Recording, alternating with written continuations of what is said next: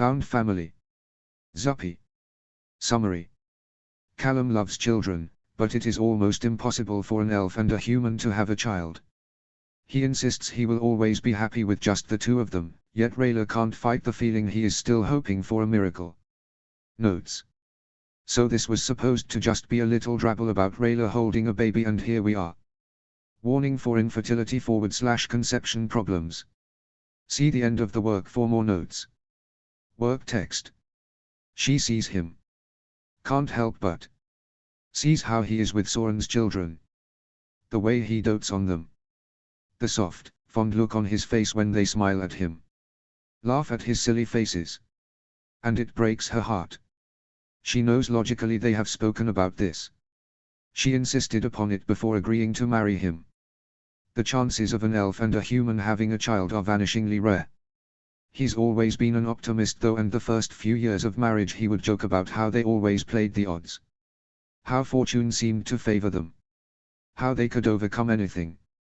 But it seems he was wrong about this.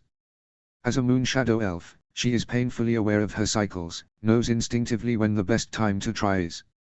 It doesn't make a difference. She has resigned herself to it never happening. She had never really thought she wanted children until it seemed like an intangible fantasy.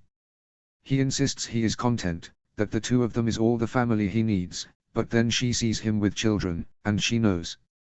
He is still hoping for a miracle. Do you ever regret? They are lying in their bed in Catullus. He sits up and frowns at her. Regret? Regret what? It is close to midnight, but the moon is full and she cannot relax. She feels charged with its primal energy. Usually this buzz results in a long, enjoyable night for both of them, even more so since he forged his connection to the moon primal, but neither seem inclined tonight. She sighs. If you married a human, you'd probably have a whole brood by now. Callum's face softens and he reaches for her. Rayla, I have never wanted to be with anyone but you. She looks away, blinking back tears. She knows that's not strictly true, but it's true enough. Even if you knew it meant you would never have children. He lies beside her and pushes a lock of loose hair behind her ear. You don't know it won't happen. It hasn't been that long. Even some human couples go years before. What if it never happens, Callum? Will you not regret? He moves forward and kisses her softly. I'll never regret being with you. He bites his lip and she sees the hint of tears in his eyes. I won't lie. I would love children. But children with you. Not just children. She smiles against the pain in her chest, reaching out for his hand. Me too. She wanders through the village, keenly aware of the human eyes on her. Few are hostile these days, most are simply curious. She grins at the group of children that have begun to follow her. She walks along feigning indifference, then turns suddenly and rushes them. They shriek happily and run away. They continue this game back and forth until the children tire and she manages to catch the smallest, swinging him around dramatically. Come now, you little devils. Leave Lady Rayla in peace. A plump nursemaid scolds the children as they climb all over her. They are fascinated by her elven features, poking her horns and ears, pulling on her fingers, gazing at her cheek markings. It's just Rayla and they're fine. She laughs as the woman walks towards her. She is cradling a tiny baby, clearly very new from the strangled cries they are making. The woman plops next to her, scolding the few children who continue to harass Rayla. Rayla glances at the tiny bundle fussing in the other woman's arms. Looks wee. Aye, she is, milady. Poor little mite all alone in this world. Rayla frowns, peering at the tiny red-faced baby. All alone. The fever took her pa last winter. Usually it's a childhood thing, but it's much worse in adults. Adult elves especially.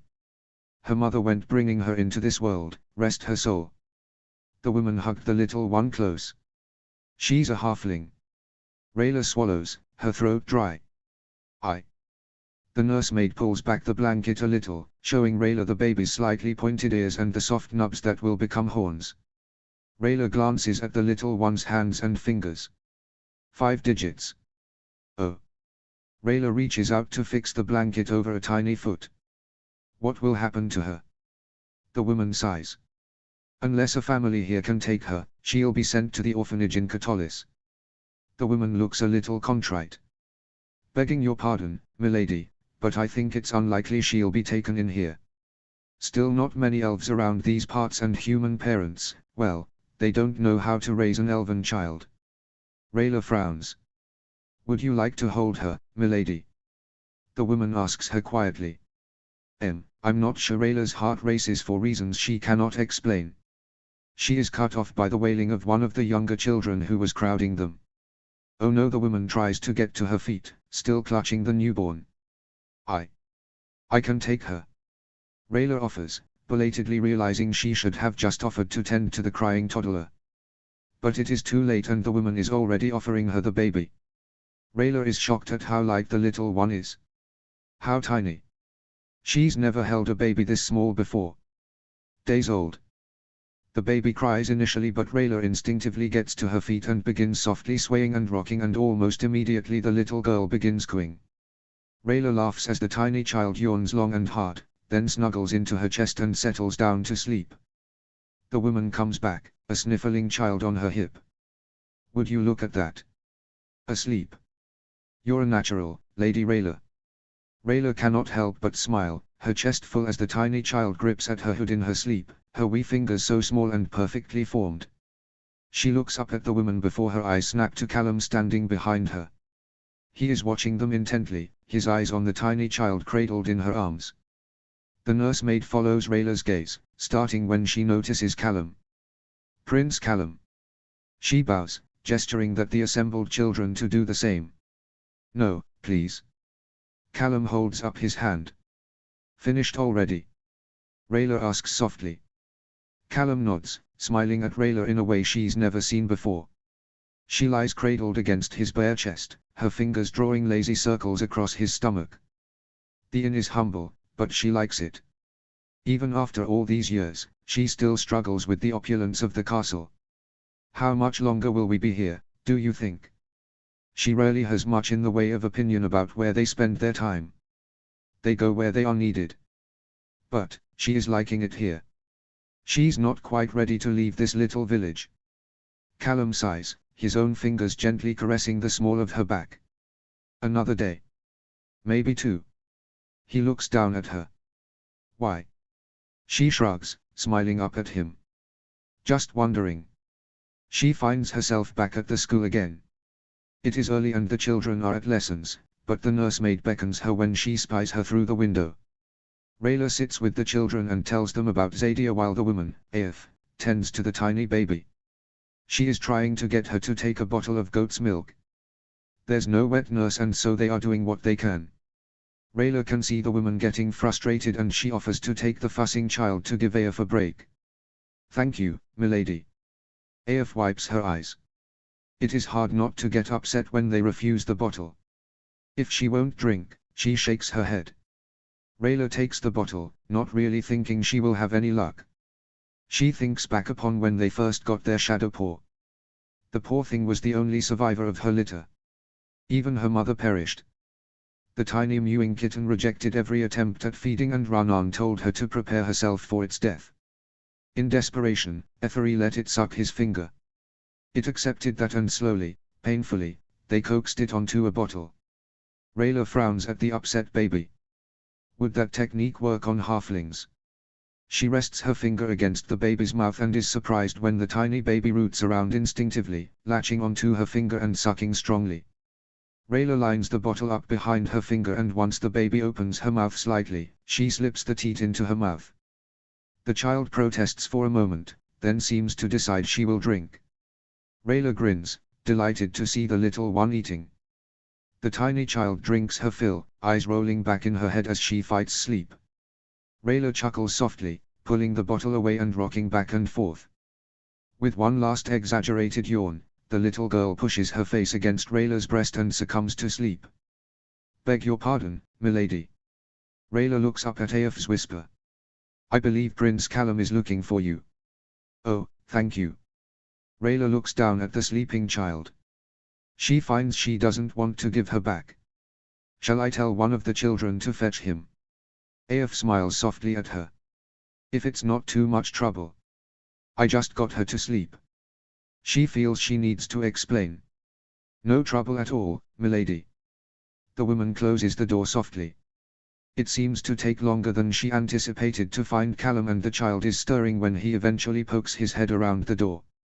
Here you are, he whispers, slipping into the room. Rayla smiles at him, inclining her head to the baby in her arms. Asleep. Callum breathes, tiptoeing over to her. Just waking up. Rayla leans forward to give Callum a look. He reaches out and ghosts his fingers along the infant's slightly pointed ear. It's true then. He looks up at Rayla. She's a halfling. Rayla nods. What kind of elf? Callum looks back at the child. Aof isn't sure. She said she thought her father was a bird elf. Callum snorts.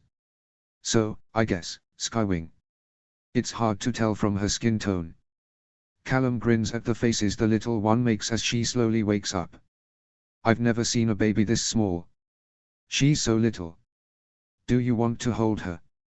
Rayla offers, but Callum shakes his head. No, she looks happy where she is. Not hungry. Rayla starts out of her reverie, looking over at Callum. He has finished his breakfast while hers remains relatively untouched. I guess not. She sips her tea, now a little colder than she would like. Ezran wrote that Alice is on her way to Katolis. It'll be nice to see her again. She can tell Callum is trying to cheer her up. Just coming for a casual visit, is she? Rayla rolls her eyes.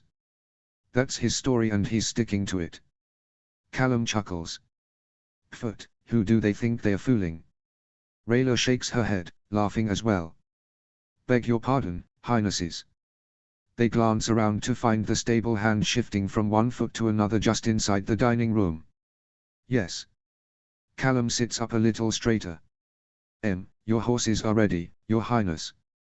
The young boy looks ready to die from nerves. Thank you. Callum says kindly. They mount up and urge their horses out of the village. Generally, they would prefer to take a back road or leave before the villagers are up, but over the years they have come to realize that everyone wants to thank them for their help and bid them farewell. Callum is better at this than Rayla, though she has improved. He speaks kindly to the villagers as they pay their respects. Rayla finds her eyes drifting to the school where she has spent most of her time while here. The children are gathered in the doorway, waving enthusiastically. Aof stands next to them, attempting to soothe the halfling child. Rayla guides her horse towards them. She grins at the chorus of by Lady Rayla and Siya, Prince Callum. Aof scolds them for their informality, but Callum and Rayla laugh heartily. Thank you again for all your help, Highnesses. Aof curtsies. It was no trouble. Callum bows his head, before his eyes fall to the fussing baby. What is going to happen to her? Aof smiles sadly at the small child. She'll be going to the orphanage in Katolis when someone is next heading that way. Too many hungry mouths to feed here, unfortunately. Oh. Callum looks at the little one sadly. We can take her. Rayla has spoken before she has a chance to think. Callum looks at her, his brow furrowed. If you want, that is. Rayla flushes. We're going to Katolis now, so, if you want. Oh, I couldn't trouble you, Your Highness. Aof shifts the struggling baby. It's no trouble. Rayla is shocked to hear Callum's soft voice. We're happy to take her. He smiles at Rayla. It takes an hour or so to get the baby's necessities ready for the journey. They manage to get some milk into her before they leave, and she is sleeping happily in Rayla's arms as they prepare to set off once again. Aof hands the baby to Rayla as she mounts her horse. She cradles the sleeping child, the reins of her horse tied to her saddle. She is a more than capable rider and can easily grip with her thighs if her horse has Callum's to follow. They are little over a day's ride from Katolis, though it will be late afternoon by the time they arrive, given their late start and more frequent breaks needed to feed the child. Callum is cooing over the baby when she climbs into the tent after a toilet break. He smiles at her and she crawls next to them, lying on the other side of the baby. She was making the funniest noises. Callum grins. Come on, little one. Do it again. Rayla smiles as the baby grunts, pulling her legs up to her stomach. Well, The noises you made before were cuter, but that's not bad. Callum gently squeezes her little finger. We'll see if you still think she's cute when she's waking you every 2 hours. Rayla swaddles the baby as she yawns and begins rubbing at her eyes. She'll always be cute. Callum strokes her hair, his fingers softly touching her little horn stubs. So do elf babies come out with little horns like this, or do you think it's just halflings? Rayla scoffs, resting her head in her hand. Of course elf babies don't come out with horns. I don't think you'd have many elf women agreeing to birth a baby with horns. Callum chuckles. Well, when you put it like that. They set out early the next morning, having been woken before light by a hungry baby. She seems to like the lazy pace of the horse and sleeps happily cradled in Rayla's arms. Something akin to dread settles over Rayla as they approach the castle walls. Her horse dutifully follows Callum's as they make their way through the streets. Callum guides his horse to a large building she knows is the orphanage. He glances back at her and she feels the tears well up at the look in his eyes. As if on instinct, her horse slows and stops. Callum guides his back to stand next to her. Rayla, he says gently. She swallows, her throat tight as she looks down at the sleeping child in her arms. Callum, she whispers. I don't want to let her go. She holds the little girl tighter against her. Okay. Callum says softly, reaching out to stroke her arm. Let's go. She looks up to find him smiling at her, tears glistening in the corner of his eyes. Really? She breathes. She doesn't have anyone else. He pulls the cloth back a little to see the sleeping child. And I think she likes you. They elect not to make anyone aware they are back straight away, proceeding quietly to their quarters. Rayla settles on the bed, gently laying the child down. The little girl stirs, instinctively reaching out. Rayla shuffles closer to her, wrapping an arm around her tiny body. She takes a deep breath. Callum, are you sure? Are we? She looks up at him, her heart racing at the soft expression on his face. Are we really keeping her? He crawls onto the bed behind her, wrapping his arm around her and the small baby. He is careful to avoid Rayla's horns as he lays his head next to hers. She needs a mom and a dad, doesn't she? He kisses the top of Rayla's head.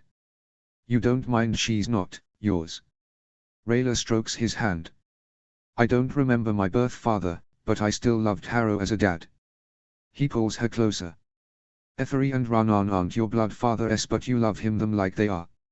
He sighs into her hair. Blood isn't what makes family. Rayla feels happy tears sting her eyes as she laughs. He's right though. Coming from the unconventional families they do, it should be no surprise to her that Callum would embrace this child. What will we call her? Callum hugs Rayla closer to him. She considers for a moment. How about Shio? It means gift in High Elven. She looks back at him. Shio. He sits up and looks at the little girl. I like it. He settles back behind Rayla. Hello little Shio, welcome to our family. // // // // // // // // // // // // // // // // // // // // // // // // // // // // // // // // // // // // // // // // // // // Gift. Zuppy. Summary. Rayla muses on the various different ways she has come to love Callum. Notes. Some people, mostly me, wanted more, and so here it is. Callum, Rayla and their little baby Shio. Part of the Life is What Happens series. Strictly a sequel to Found Family, though stands alone in its own right. See the end of the work for more notes. Work text. Rayla first realized she loved Callum that afternoon in the cave as he struggled to breathe during his dark magic-induced fever. It was a startling realization for her. She wasn't really one for dwelling on her emotions, but she wasn't stupid. She knew that the little flutters in her chest that had started as far back as that stupid boat meant she felt something for him. But until that point, she convinced herself it was just a fleeting fancy. Maybe he was kind of cute in a weird, dorky human way, and he was funny, sometimes. He could be sweet too, especially with Ezran. And yeah, maybe she enjoyed teasing him just a little too much, but there was no harm in indulging in a little crush. It would pass. The way her breath caught just a little when he touched her shoulder didn't really mean anything. He was just more physical than moon shadow elves, so of course it made her nervous when his fingers grazed her skin. He didn't understand touch was very intimate in her culture. And she was just being a good friend when she touched him back. It wasn't because she really wanted to. She wasn't as good with words as he was, so it was just easier to show her support by hugging him, but it didn't mean that she liked him. And those few times she thought about maybe considering what it would actually be like to kiss him were just because she had never spent this much time around a boy her age. She had always been far too busy with training for stupid things like teenage romance. So yeah, if she was to muse upon what it would be like to actually kiss a boy, well, Callum wasn't the absolute worst candidate. But then he groaned and gasped for breath in a cold, unfriendly cave, and she began to consider that something was truly wrong. That he was in some real trouble, and frankly, so was she. She had never felt panic quite like it before. She felt helpless and desperate. All of her physical skills were utterly useless as this boy she looked upon so fondly seemed to be dying before her. The pain gripped her chest like a vice, and she struggled to breathe momentarily herself. She pleaded with him to come back, to stay with her, to just breathe, and in her terror, those forbidden words almost spilled from her lips. She hadn't even dared think something so brazen until she almost confessed right to him. And then he had woken up so suddenly, completely oblivious to what had gone on. If he noticed the tender way she had been holding him, he never commented on it. Thankfully, he had been too caught up in his newly discovered sky primal connection to ask much about what had happened, and she certainly wasn't going to volunteer anything. She had felt her nerves rise again when Ezran went back to Katolis. It was just going to be her and him now. And ZYM. And now she knew. This was no passing fancy. She loved the dumb human. In her naivety with such matters, she thought that was it. She loved him, and that entailed blushing and little flutters in her chest. Wanting to kiss him and touch him. To be near him. Utterly disastrous attempts at flirting. Or that still embarrassing night in the oasis. Their third kiss on the Ambler was when she realized there was more to it. The first kiss she was too surprised by to even have time to process her feelings. The second she was nervous and hopeful and giddy. But the third was when it all seemed to fall into place. The way his hands slid up her back, or how they utterly melted into each other, like they had been doing this forever. This is what love feels like, she had thought as he kissed her deeply, her heart racing in her chest. As she tumbled through the sky, she realized there was more again. She loved Callum so much, but she had never had the chance to tell him. She hoped he instinctively knew. He had to. He knew she wasn't good with words like he was, but she had tried to show him what he meant to her. In her actions. In the way she kissed him. How she took his hand at every opportunity. The way she looked at him. It was almost peaceful, in this moment. She couldn't see the ground, and she didn't allow herself to imagine it rushing up to meet her. Instead, she thought back on those few weeks spent with Callum. She had hoped they would have had more time together, but at least they had those precious few weeks. It felt like so much longer. Like she had finally found herself and her place in the world. And the person she wanted to live in that new world with. She wished she could have told him. She looked up as she slowly fell head over heels, rotating to place the spire above her once again. She knew she was too far gone to see anything, but she could imagine that moment they spent together at the top of the spire. Callum had wanted to tell her something, and though she was new to this whole love thing, she was pretty sure she knew what he had wanted to say. Still, she would have liked to have heard it all the same. And to say it back. It took her eyes a moment to focus on the speck falling impossibly fast after her, and her heart leapt into her mouth when she realized it was him. He had fallen.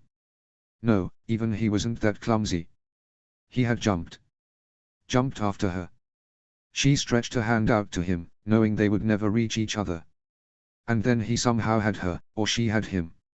She didn't have time to process what had happened, but somehow, he had saved her. He told her he loved her, and she actually did have the chance to say it back, but the words just couldn't describe the feeling of it. It was all-encompassing. It made her feel light and dizzy. The hair on the back of her neck stood on end as they kissed, and her heart pounded in her ears. Afterwards, they had to talk to people, to deal with that whole battle thing that had just happened, and she just wanted to be alone with him. To bask in this new, all-encompassing and bewitching feeling. Years later, once again, she thinks this is really love. They are in the adorable meadow and she is walking down the makeshift aisle towards him. She knows she has a ridiculous grin on her face, but she hasn't been able to stop smiling since she woke, just before dawn, which considering moonshadow weddings were held at night was really something. He watches her approach, a soft, goofy look on his own face. They will have another, bigger ceremony in Katolis in a month, but they wanted the real wedding to just be them and those people important to them. Ethery holds her tight against him, kissing her cheek softly before he presents her to Callum. Callum winks at her and she cannot help but laugh. She thinks she cannot possibly love him more than in this moment, as he stands before her looking handsome and nervous and as happy as she feels. She's marrying her best friend. Her lover. The person she cares for and respects more than anyone else in the world, and she feels almost faint from the overwhelming emotion of it all. She was truly convinced that that was it, but as she quietly exits the bathroom and enters their bedroom she realizes, once again, she was wrong. Her hair is still damp from her bath and she is wrapped in a fluffy robe. Callum is asleep on the bed, little Shio snuggled against his chest. He has his legs pulled up around her and he cradles her tiny body with one arm. Shio has the little fingers of one hand fisted in the fabric of his tunic. She discovered her thumb the previous night and is mindlessly sucking the appendage. Rayla smiles and sits down next to them, reaching out to touch Shio, her hand resting ever so gently on the little girl's back. She looks so content and peaceful. Rayla glances at Callum, still sleeping soundly. He looks much younger in his sleep, reminding her of that strange boy she somehow went adventuring with all those years ago. The first boy she ever really had a crush on. Fell in love with. Keeps falling deeper in love with. She smiles, thinking of how that love has changed and grown with them over the years. Matured and solidified. How teenage passion has given way to a comfortable, steadfast adoration. She cannot remember what her life was like before loving Callum. It has become so much a part of her now that it's like breathing. She glances back at their little daughter. Blinks away happy tears. All those times she thought she knew what it was to love him, but seeing him now, dozing with their long-awaited child, she wonders if this is it. If this time, she finally understands, or if now there's 3 of them, somehow there's room for even more. // A Simple Life. Zuppy. Summary. Snippets from the life of Callum, Rayla and their adopted daughter, Shio. Notes. Just little bits and pieces of the domestic bliss that is the life of Callum, Rayla and Shio. More to be added as they come to me. Thanks to those anons and not so anons who has sent through their suggestions and headcanons for this fic. It really makes my day to see them, and it makes me so happy that you've taken to little Shio as I have. Always happy for suggestions and ideas, so send them on and I'll see what I can do with them. See the end of the work for more notes. Chapter 1, Dad. Summary. Callum held the little baby that came to be their child numerous times before she became his little Shio. Notes. So, I got a Tumblr ask pondering how Callum felt when he first held Shio.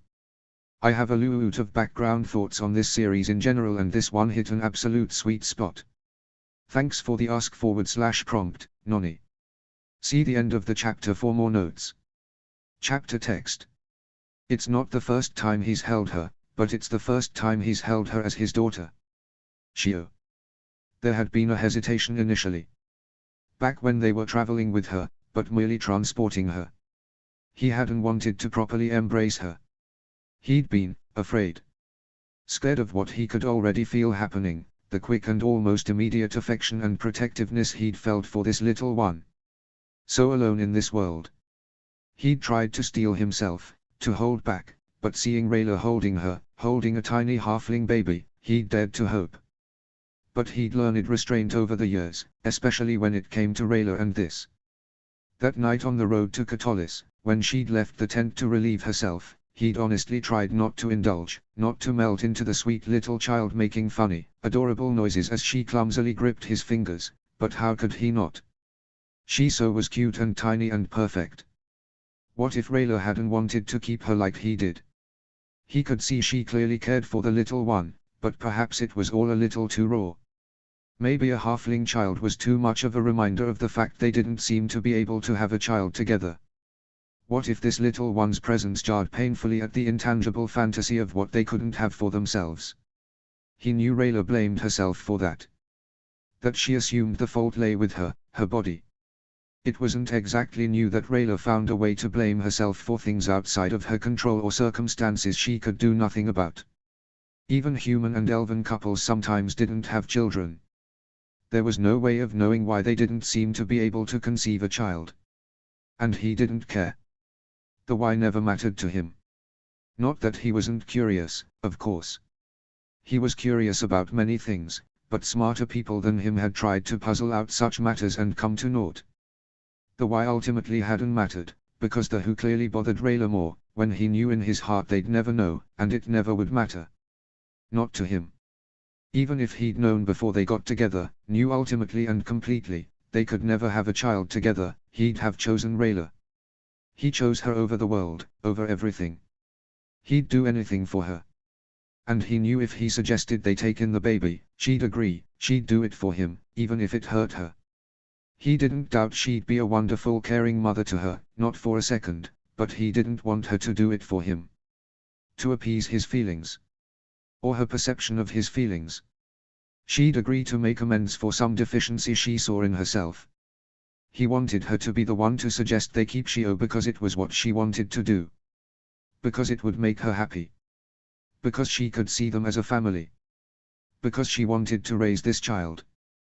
Because she, Rayla, wanted this. And so, when she'd tearily admitted she didn't want to let her go, he almost collapsed with relief. He'd wanted nothing more. You don't mind she's not yours. Rayla had said, and all he'd thought was she was his. Theirs. From the moment he'd laid eyes upon her he'd known. He'd felt it. This was their child. He'd do anything for her. Shio yawned, making a funny little squeak, and he laughed, swaying his body back and forth in an effort to lull her back to sleep.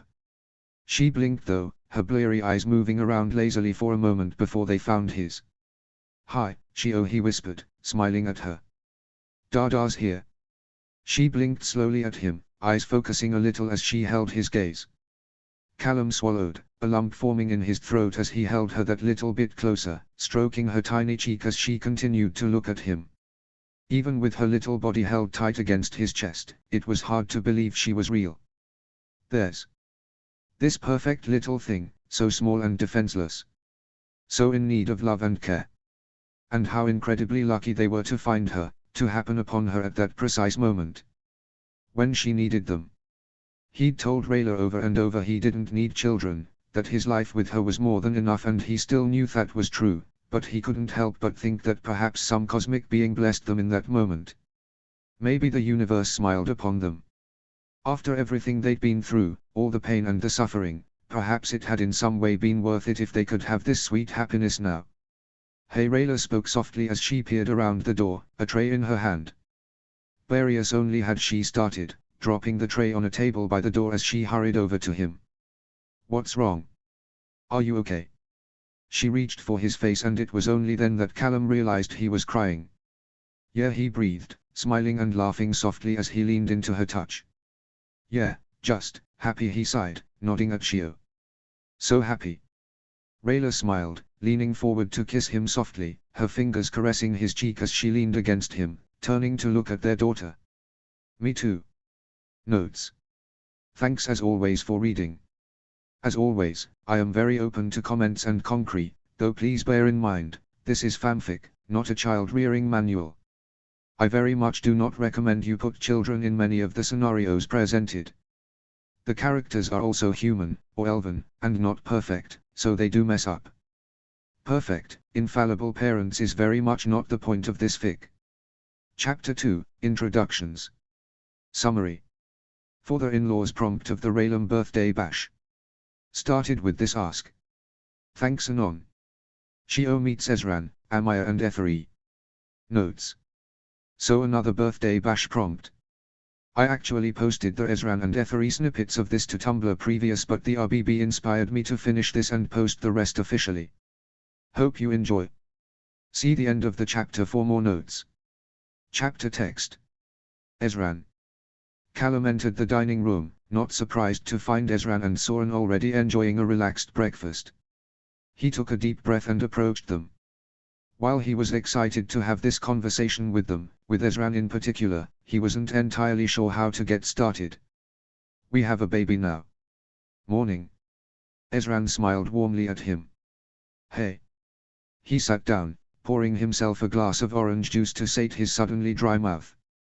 When did you guys get in? Ezran asked, munching on a piece of toast. Angus said you dropped your horses off around midday yesterday. Yeah, around then I suppose. Callum sipped his juice. Soren began snickering. Rayla still worn out. Callum rolled his eyes at him. Soren, gross. I don't need to know. Ezran turned up his nose. I mean, I guess you could say that. Callum took a deep breath. Told ya. Soren raised his eyebrow. Callum couldn't help but snicker. Not like that, Soren. Pfft, boring. Callum shook his head, continuing. I have something important to tell you guys. He was surprised to see the color drain from Ezran and Soren's faces. Is everything okay with you guys? Soren whispered. What? Callum shook his head in amusement. Yes, everything is fine. Better than fine, amazing. He sighed, picturing Rayla and Shio cuddled up asleep when he left them. He took a deep breath. When we were in Berna, there was an orphaned baby, a halfling. Rayla helped the matron care for her and, we brought her home. He paused. We're going to care for her now. Soren looked at him with furrowed brow, but Ezran seemed to put things together quickly. You guys have a baby? Callum nodded, his throat catching. We called her Shio. He took a moment to steady himself. It means gift. Ezran looked on the verge of tears himself. Can I see her? Callum chuckled, blinking rapidly. Of course. You're her uncle. Ezran laughed, wiping his eye subtly. You want to meet her, Soren? Callum looked at the speechless crown guard, who merely nodded dumbfounded. Callum regaled Ezran with how they found and cared for Shio as they made their way to Callum's, now family quarters. Callum knocked on the door and entered quietly, finding Rayla sitting in one of the overstuffed chairs by the bookshelf. She smiled at him as she put a finger to her lips. Shio was cradled in her arms, sleeping soundly. Callum entered cautiously, beckoning Ezran and Soren to follow. Ezran looked awestruck. He approached Rayla slowly, clearly fearful of waking the sleeping baby. He laughed as he gazed upon Shio's relaxed face. Rayla, he smiled warmly at her. She's beautiful. He whispered as he reached out to stroke Shio's little hand. Rayla looked down, tears clearly visible in her eyes. Isn't she? Ezran kneeled beside her. I'm so happy for you. He squeezed her shoulder, the raw emotion obvious in his voice. Thanks, Ez. She ducked her head to hide her tears. Callum looked back at Soren, still standing by the door. He beckoned the blond man over. Soren approached slowly, his jaw clenched. He smiled awkwardly at Callum as he looked between him and the sleeping baby. Cautiously, he reached out and stroked Shio's small head, making a choking sound in his throat. Without warning, he grabbed Callum in a bear hug, his armor clinking loudly in the quiet room. Shio startled in response, her little arms grasping into the air. Shit. Sorry. Soren grimaced. Rayla chuckled. It's fine. I missed her anyway. Shio yawned with all her being, a funny little noise escaping her throat, before she settled against Rayla's breast once more, her unfocused newborn eyes a little dazed. Can I hold her? Ezran looked between Callum and Rayla nervously. Of course. Rayla laughed, leaning towards Ezran. She helped him find a comfortable position for his niece, then stepped close to Callum, her arm slipping around his waist and her head resting against his shoulder. Ezran beamed down at Shio as she gurgled contentedly in his arms. Shio, meet your uncle Ezran. Callum said softly. Amaya. Sorry, Rayla and Shio are not here to greet you. Callum signed and spoke as he, Amaya and Janai slowly made their way across the courtyard. Breakfast time tends to be long these days. Shio insists on feeding herself. Amaya grinned. She shook her head, then pulled Callum to her. I cannot wait to meet her. She ruffled his hair, like she used to when he was a child. How are you adjusting to being parents? Janai spoke and signed as well when they continued walking. Callum chuckled. We're getting there. She's a good sleeper most nights, at least. Reaching the breakfast room, Callum held the door open for Amaya and Janai. He followed them inside, almost colliding with Amaya, who had stopped abruptly just inside the door. She was watching Rayla and Shio at the table. Shio was desperately trying to get a spoon of what looked like yogurt into her mouth. After 2 failed attempts, she managed to get it in there, smearing yogurt across her face in the process. Rayla laughed, taking the spoon when Shio thrust it at her. Do you want more? She asked the little halfling in a deliberate voice, while pinching her thumbs and fingers together on both hands, then tapping her fingertips a few times. Shio made a motion with her hand, as if drinking from a cup, then grasped for the mug on the table. Ah, drink. Rayla repeated the motion, fetching the cup. Callum went to walk forward when Amaya grasped him by the wrist. He turned to her, surprised by the look on her face. She looked almost confused. Is our signing? She asked, glancing back and forth between Rayla and Shio. Callum shook himself. Yes, I should have said. He smiled at his wife and child, then looked back at Amaya. Apparently Moon Shadow Elves sign to their babies until they learn to speak. She's teaching Shio Catolian Sign Language though. Amaya smiled, her eyes glassy. Janai put a hand on her shoulder. They followed Callum over to join Rayla and Shio. Rayla glanced up as they approached. You're here. She beamed, signing clumsily, though much improved from the last time Amaya had seen her. How was the trip? Uneventful. Janai smiled, stepping forward and kissing Rayla on each cheek. Rayla blushed, clearly still unaccustomed to the typical Sunfire Elf greeting. Well, this is Shio. She stepped back and gestured to the baby, spilling water all down her front. Rayla chuckled, rolling her eyes as she grabbed the cloth draped over her shoulder. All done. She said as she held her hands up, palms in facing her chest. She then turned her hands around until her palms faced out. All done. She said once more, repeating the motion. Shio seemed to accept this, shoving her cup away. Rayla caught it, laughing. Thank you. She said as she brought her open palm to her chin, then moved it away. She cleaned Shio up, then pulled her from her chair and turned to face Amaya and Janai. Say hello to your aunties. Callum spoke to Shio, bringing his hand to his forehead as if to salute. Shio looked at Amaya and Janai, then copied Callum's gesture. Amaya gasped, making the sign for hello back. Shio giggled, reaching out for her. Oh, someone's popular. Rayla offered Shio to Amaya, who gladly took the little one, her eyes on Callum as he signed for Rayla. Amaya held Shio, gazing at her in wonder. She signed hello again, smiling even more when Shio once again signed back. Notes. Thanks for reading. As always, constructive criticism is very much welcome. You can find me on Tumblr, if you want to be spammed with Raylum and other random things. Askbox is always open. My Tumblr. Chapter 3, Travel. Notes. Note the 21st of February, 2024.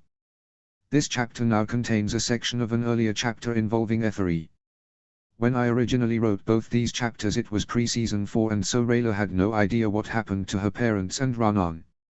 At the time I did think they'd be decoined, but I also thought I'd finish this story before that happened.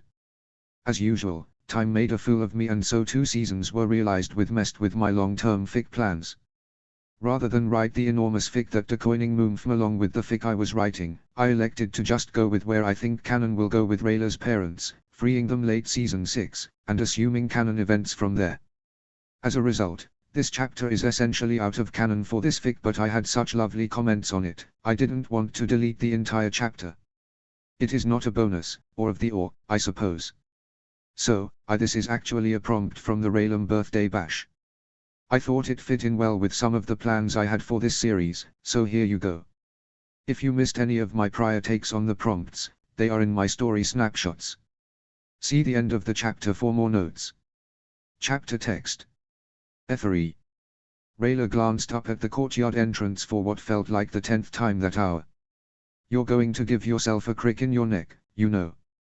Callum teased, as he tickled Shio under the chin. She was still trying to get the hang of crawling, rocking back and forward on her hands and knees while cooing loudly. Well, you'll just have to give me a neck rub then. Rayla rolled her eyes, strolling over to them both and sitting down beside them. The courtyard was pleasant this time of morning, the sun shining softly on the manicured lawn and gardens. The plants here were some of the most varied in both the Pentachi and Zadia, Callum having taken an interest in botany as he studied the Earth Arcanum. No objections here. He teased, leaning forward to kiss her.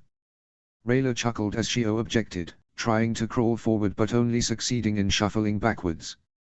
She squealed in protest and frustration. Rayla took pity on her and scooped Shio up, only for the little halfling to push her away, reaching out for Callum. Oh, we're a daddy's girl today, are we? She chuckled, handing the struggling baby to Callum.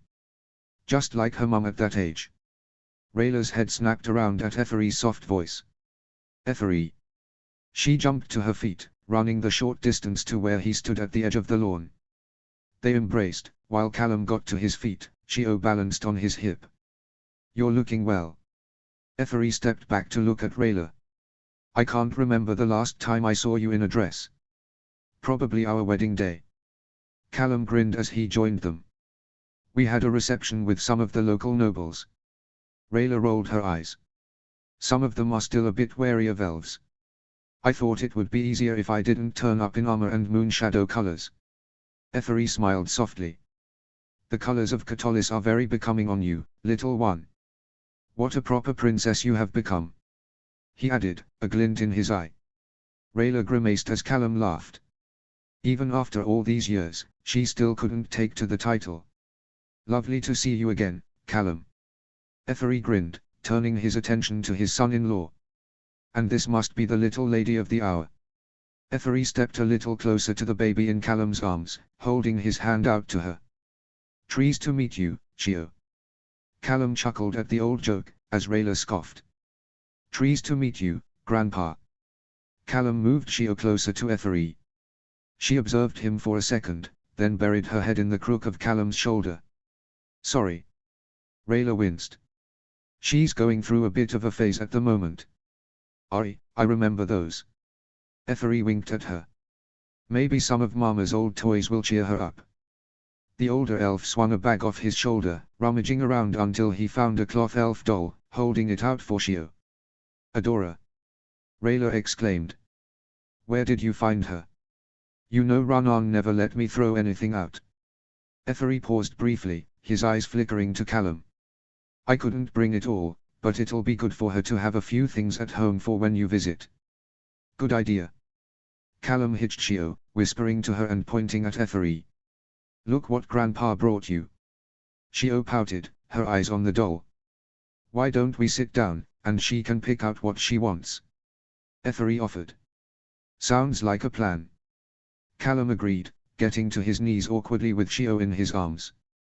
Rayla and Eferi joined them, Eferi placing his bag in front of Shio, pulling some of the other toys to the top so she could see them better. This seemed to do the trick, and she shuffled forward, clumsily pulling on the strap before sticking it in her mouth and sucking on it. Rayla turned up her nose. You have a million toys for actually chewing on, but you decide on that. Eferi chuckled. Teething, I suppose. Yep. Callum lifted Shio up and placed her closer to the bag. She's gnawing on everything these days. Books, bait, Rayla's horns. Rayla snorted. Seriously, don't let her near your head. Eferi laughed, looking at them softly. You look very happy. He said after a brief pause. Rayla looked over at Callum and Shio, still sucking on the bag. We are. I'm glad to hear it. Eferi leaned forward and took her hand. You deserve it. He smiled at her, then looked over at Shio.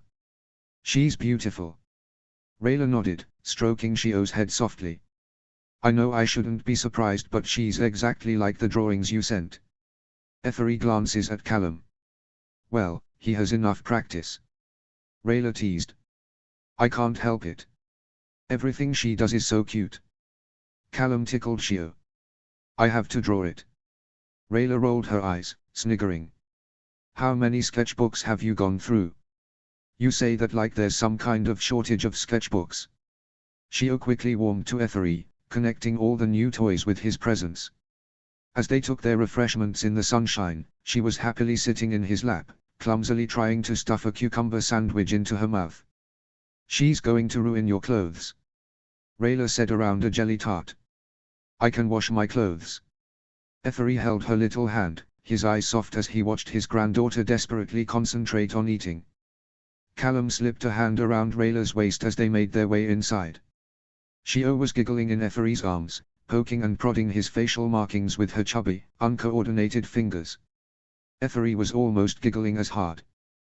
Callum looked at Rayla, surprised to see her frowning slightly. Hey, what's up? He stopped, turning to look at her. It's nothing. She smiled at him, the gesture not quite reaching her eyes. Rayla. Callum cautioned, sighing. She frowned again. It's just, seeing Shio with Effery, she shrugged. She should have 5 other grandparents. It just makes me a little sad. Callum stepped forward, embracing her. Yeah, me too. He leaned back, cupping her face. The war deprived a lot of people of their loved ones. He kissed her softly. Which is why you have to do lame things like wear dresses and get called princess and make merry with random people of influence so we can maintain the peace. I'm still not convinced it's worth it. Rayla replied sarcastically. Callum snorted. Shio will be okay. She couldn't ask for a more attentive grandpa than Effery. They both glanced around to see Shio sitting on Effery's shoulders, gnawing on one of his horns. I warned you. Rayla snickered. Effery grinned, holding Shio tight. I expect a sketch of this. He glanced at Callum. Certainly. Effery chuckled as he sat on the rug with Callum and Rayla. Shio was on her hands and knees in front of her mother, rocking back and forth, squealing in delight. Effery had to admit, their adopted daughter was adorable. He had been shocked when Rayla wrote to tell him they had taken in an orphaned halfling skywing child. Though their culture was typically closed off about such subjects, Rayla had confided in him how much Callum clearly longed for a child. And how increasingly unlikely she thought it was that they would have one. Adoption was not uncommon in Zadia, but in Ter Arcanum adoption was rare. Though he supposed, Callum was connected to the Sky Arcanum. In which case, it wasn't really an Inter Arcanum adoption. The traditional route wasn't really their style anyway. Regardless, they both look besotted with their daughter. She was currently attempting to crawl to her father, though she couldn't quite manage the coordination between her arms and legs. She kept shuffling backwards, bumping into Rayla. She took it in her stride, giggling happily when Rayla tickled her sides. Effery snorted. Her mother had not been so patient as a baby. An image almost identical to this came to mind. Teodrin and Lane on the floor of his and Ranan's living room. Baby Rayla trying to crawl to her dad, getting upset and frustrated as she rocked back and forth, unable to just quite figure it out. It seemed a lifetime ago. His friends, a happy family. Still a few years before they were called to duty. Ranan by his side, smiling softly at little Rayla, as he gently stroked Effery's hand. Effery swallowed, blinking rapidly. How far they had all come. Who would have predicted this? Rayla, a princess of Katolis. Married to the first human known to have connected to an Arcanum. And they had a child. A little baby, perfectly representing their union. 5 little fingers on each hand. Pointed ears, smaller than a full-blooded elf. Those little horn stubs. And him, a grandfather. His heart ached. Teodrin, Lane and Ranan should be here to see this. To see this shaky piece. The happiness it had brought their daughter. Shio squealed, putting one arm out and dragging the opposite knee forward. She grinned at Callum as she performed the same trick with the other arm and leg. Slowly and deliberately, she traveled the short distance to her father, laughing heartily at her own progress. She placed a chubby little hand on Callum's knee, and he scooped her up. My girl. He laughed. Well done. I'm so proud of you. Shio giggled hysterically as Callum hugged her close, blowing raspberries against her neck. Rayla laughed along, a soft look on her face before she looked over at Ethery. Her smile faltered upon seeing his face. Ethery shook himself, and smiled back at her, but it was too late. She had seen. She shuffled over to him, hugging him tightly. He held her back, blinking back tears. I wish Ranan was here too. She whispered. And my mum and dad. He sighed, leaning back to look at her. They would have been very proud of you, Rayla. She snorted, looking at him skeptically. Really? Ethery laughed. Shocked a little at first, but proud. He wiped a tear from her cheek. You helped bring about this peace. You have a beautiful family. They would have all been very proud of that. Rayla bit her lip, her eyes glassy. Thank you. They would have loved Shio. And Callum. Despite his terrible dad jokes. Ethery teased, trying to lighten the mood. Rayla chuckled. I can only imagine you, him and dad trying to outdo each other. Excuse me, my dad jokes are brilliant. Callum interrupted. Yes Rayla, truly they are a shiny light in these uncertain times. Ethery mocked. You might say, they are illuminating. Callum continued. And you make Shio laugh plenty, Rayla, there's no reason to be so elf-centered. I hate you both. Rayla groaned, rolling her eyes. Callum grinned at her, passing her Shio as the little one dived for her mother. Ethery watched them and smiled. Who could have predicted this? Who could have foretold humans and elves living like this? In harmony. The others might be gone, but those left behind could still move forward. Forge their own path. And Rayla seemed so happy. She had truly found her place in this strange new world. It wasn't what any of them would have envisioned for the grumpy little baby doing her utmost to crawl forward, struggling to figure out how to make her first steps, but it seemed fitting. Rayla's journey had brought her right where she needed to be. Notes. Hope you enjoyed this little update. I think Ethery would make the best grandpa. I hope we get to see it in canon. Chapter 4, Connections. Chapter Text. Rayla sits with Shio reclined on her lap. The little halfling has a fine mop of light mint hair now, just covering her horn buds. They are playing peekaboo on a bench in the courtyard while waiting for Callum to return. He tries to stay home more often now, but ultimately his duties do call him away on occasion. Shio giggles happily as Rayla appears from behind her hands, and Rayla cannot help but laugh along with her.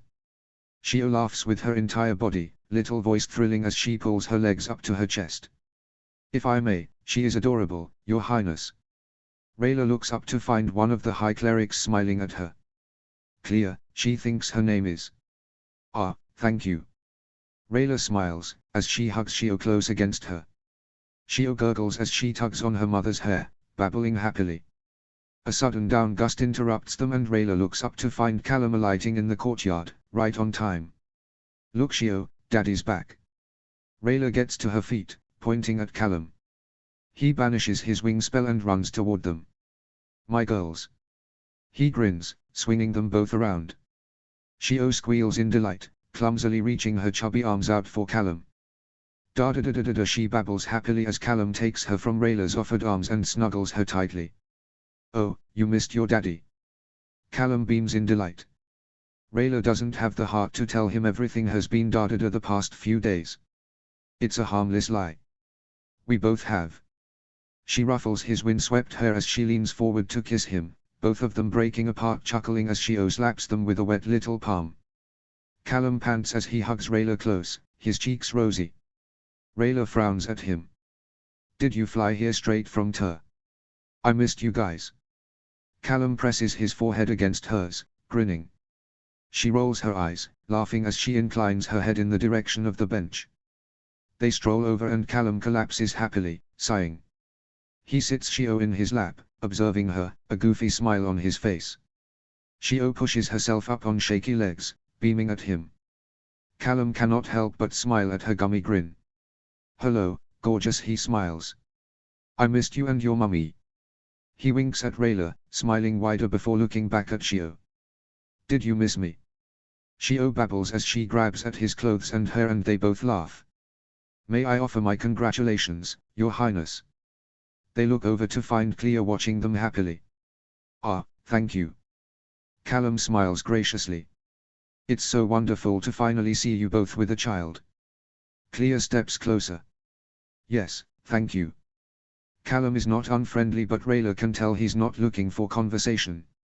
She sees Callum glance at her briefly. The fact they were married for years without producing children was hardly a secret, but it wasn't something openly commented on by people they are not close to. Many people in your situation find when the pressure is eased by the new addition, things can happen naturally. Clea smiles at them. I hope that is the case for you. Rayla frowns at her. Excuse me? Callum asks before Rayla can respond. She can hear the dangerous tone in his question, though it appears Clea cannot. It's just something I have observed in couples with your issues.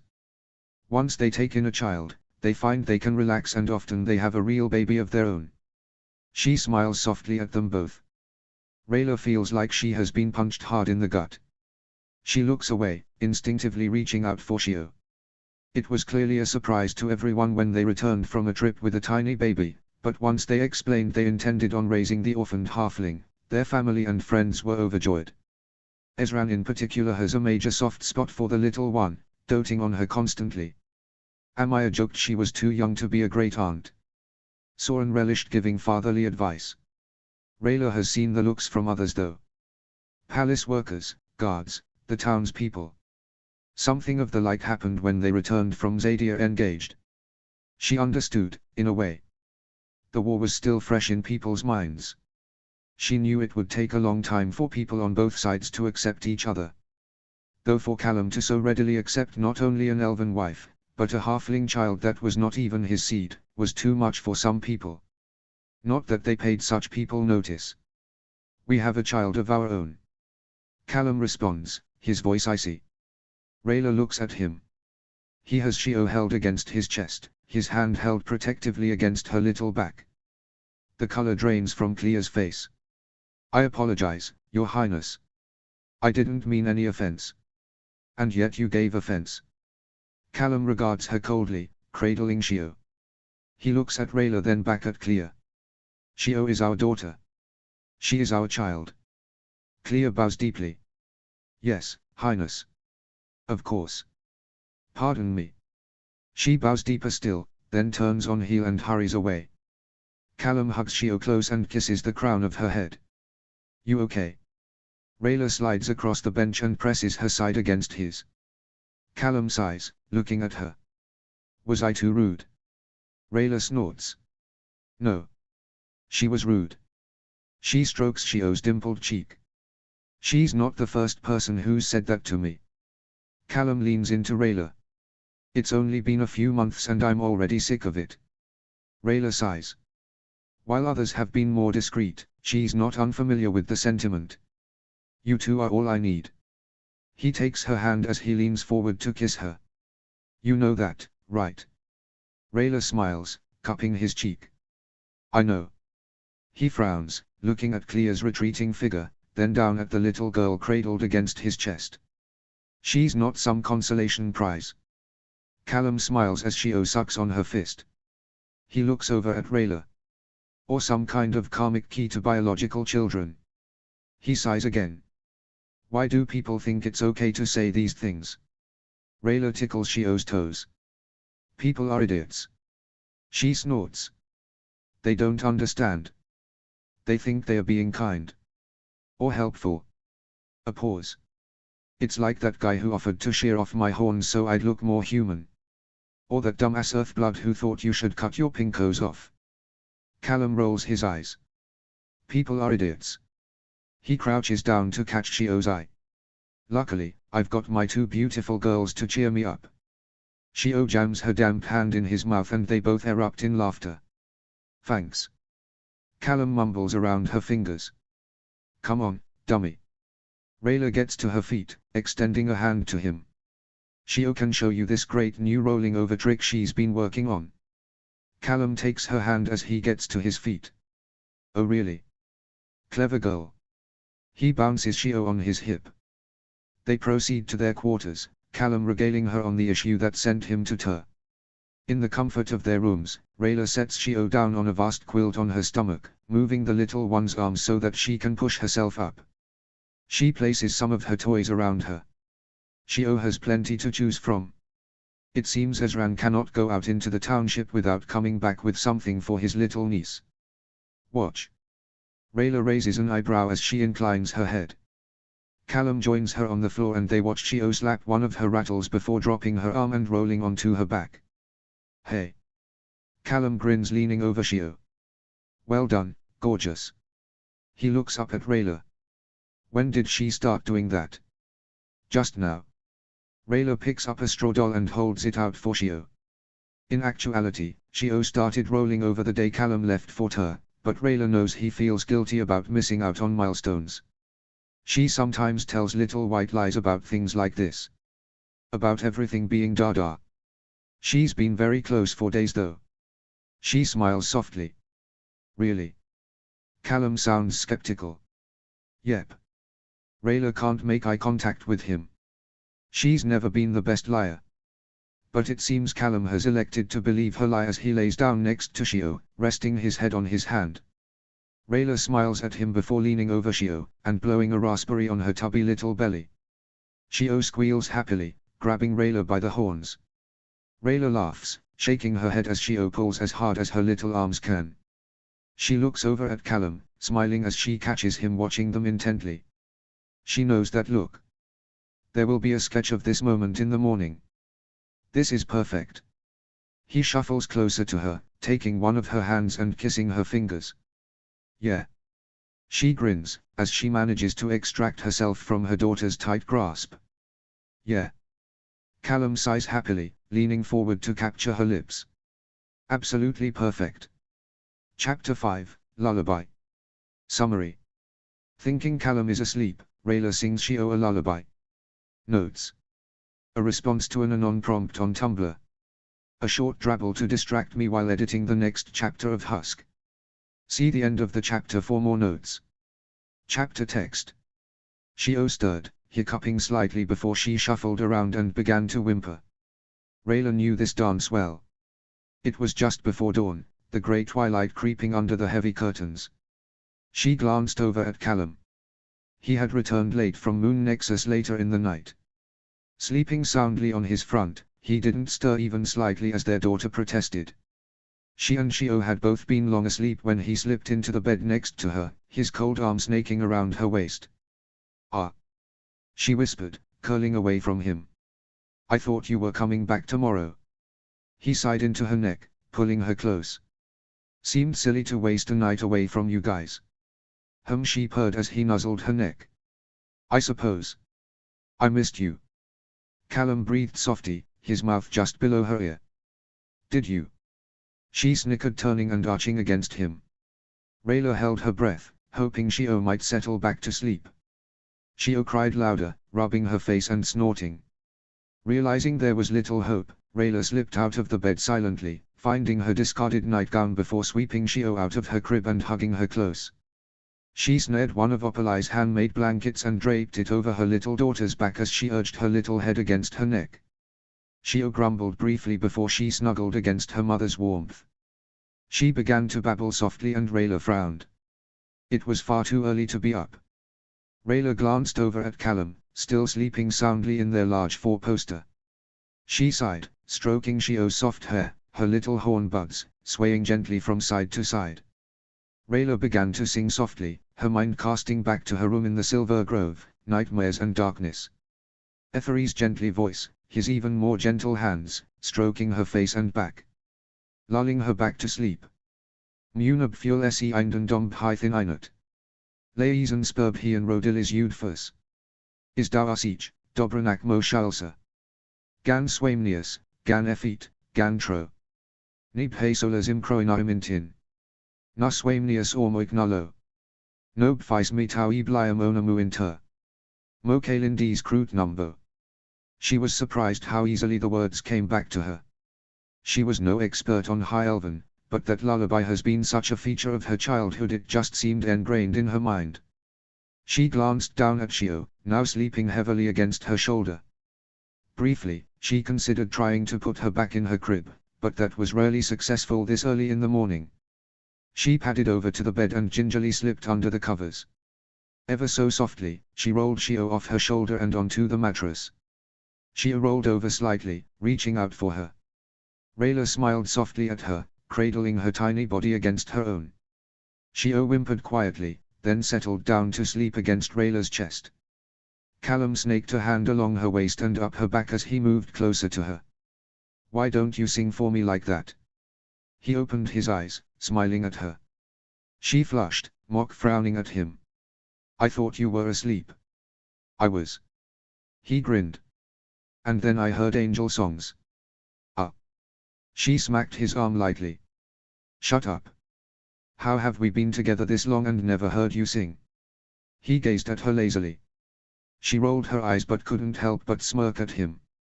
"My beautiful wife, Rayla, the singing assassin." He yawned, hugging her and Shio closer. "Will you sing for me someday?" He smiled genuinely at her. "Maybe."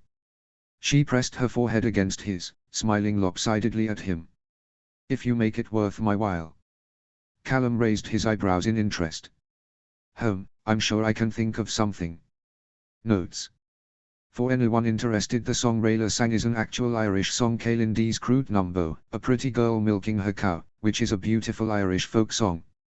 Chapter 6, Baby's Breath. Summary. When Shio gets sick, Callum and Rayla struggle to make her better. Notes. This prompt was given to me by Bouncer Futures. I changed it slightly, but I think the idea is more or less the same. Thanks for the fun idea, my friend. I enjoyed playing with it. See the end of the chapter for more notes. Chapter text.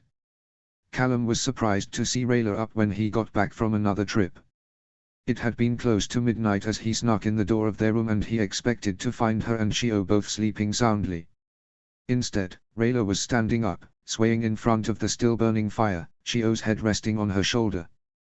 The little halfling was fussing, as Rayla stroked her back and hair, singing softly. "Hey!" Callum whispered as he approached. Shio raised her head in his direction, and began to whimper, reaching her little hands out for him. Rayla smiled softly as he took Shio from her. The little girl whined pathetically as she lay her head against his neck, clearly exhausted. "Sick." Callum rested his head against his daughter's as he looked over at Rayla.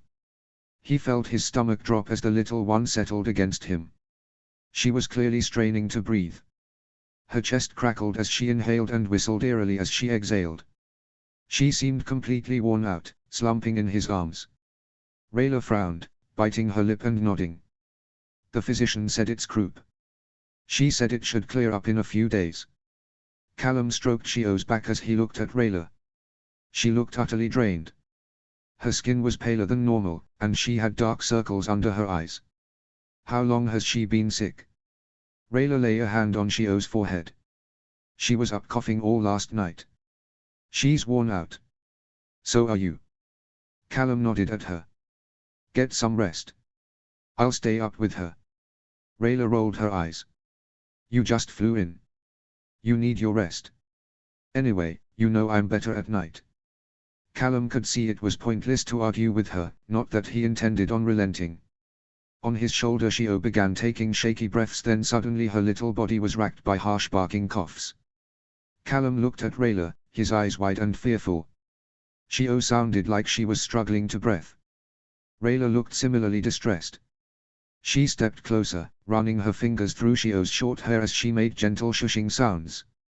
After a few seconds, Shio's coughing subsided and she slumped even more in Callum's arms. He breathed a sigh of relief, placing a soft kiss on the crown of her head. "Should we call the physician again?" "That sounded terrible." Rayla sighed. "She was here an hour ago. She gave me a balm to rub on her chest. It didn't seem to make much difference. Maybe we could try it again." She started, looking up at Callum. "What?" She said steam might help. "I was going to get one of the guards to fetch some hot water, but now you're here." "Of course." Callum moved to walk to the washroom. Let me take her until you get it warm in there. Rayla took Shio from him. The doctor said cold air can make it worse. I'll let you know once it's warm and steamy. Callum leaned forward and kissed Shio and then Rayla on the cheek. He got to work on heating the water in the washroom, drawing the required runes with ease. He frowned at the door as Shio hacked and coughed again, clearly audible through the heavy oak door. Once the washroom seemed right, he opened the door and beckoned Rayla and Shio inside. Shio didn't seem to like the hot, humid room and began to cry softly, pushing herself away from Rayla. Here, let me take her. Callum offered. A change of scene. Rayla handed Shio over, sighing. Shio settled against Callum's shoulder once again, sniffing softly. Go lie down, Rayla. Callum whispered in the dark. I'll wake you if there's any change. It's fine. Callum sighed. At least rest in the chair. Rayla glanced at said chair then back at Callum. You take it. You must be exhausted. Callum felt his stomach churn. She could be so stubborn at times. You know she won't sleep if I'm sitting down. He interrupted her as she made to argue. Honestly Rayla, just sit down. You look like you're about to collapse and I don't want to have to deal with both of my girls being ill. Rayla scowled but didn't argue, slumping into the chair. Callum swayed in the steamy room, humming to Shio. He wasn't the singer Rayla was, but it seemed to soothe Shio all the same. She eventually settled into a fitful rest, her breathing still wheezy and labored. Callum glanced over at Rayla and found her sleeping, curled up in the chair. She did not look in the least bit comfortable, but he knew if he woke her, she would refuse to sleep in their bed anyway and so he elected to leave her. He swayed with Shio until she appeared to settle into a deeper sleep. Slowly and quietly, he made his way out the bedroom and lay down on the bed with her. Gingerly, he placed her in the middle of the bed, staying next to her to ensure she was sleeping soundly. He frowned as her breath rattled in her chest. Satisfied she would stay asleep, he hurried into the bathroom and gently woke Rayla. She woke with a start, her hands immediately going to her shoulder. Clearly, she thought she had fallen asleep holding Shio. It's okay. She's asleep in our bed. Callum whispered, taking her hands and helping her to her feet. They made their way back into the bedroom. Rayla smiled sadly at the tiny baby resting in the middle of the enormous bed. She might have grown substantially in the 6 or so months they had been a family, but she looked so small sleeping fitfully in their large 4-poster. Go lie down. Callum embraced Rayla from behind. I just want to wash up quickly. Okay. Rayla yawned, then turned to him, hugging him tight. I'm so glad you're back. He felt the tension in her shoulders. You should have sent word. I would have cut the trip short. It wouldn't have made that much difference. A few hours maybe. And I didn't want to scare you. It's only croup. She sounded spent. It would have made a difference to me. He leaned back to look at her, a hand coming up to cup her face. You two are my number one priority, you know that. She smiled wearily. I know. She leaned forward to kiss him. We missed you. I missed you too. He pressed his forehead against hers. Now go. Sleep. She rolled her eyes but didn't argue. When he came out of the bathroom, she was fast asleep, curled around Shio. He couldn't help but smile softly at them both. Another image to sketch when he had the time. He sighed, settling on the other side of Shio. She was cuddled into her mama, her breathing still labored. Callum couldn't help but smile at them. Shio had her little fingers entwined in Rayla's. He was happy to see them sleeping at least somewhat restfully. Neither of them got much sleep that night. Shio slept in short blocks, waking frequently by frightening coughing fits. It would take a lot of pacing afterwards to lull her back to sleep.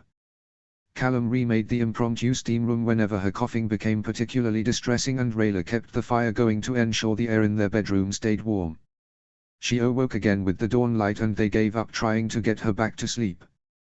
They took turns cuddling her while getting washed and dressed for breakfast. They were not surprised to find they are first in the breakfast room. Shio fussed whenever they tried to put her in her high chair, so they elected to feed her while she sat in Callum's lap. She refused almost everything they offered her, and eventually Rayla resorted to requesting some moonberry pancakes, her particular favorite.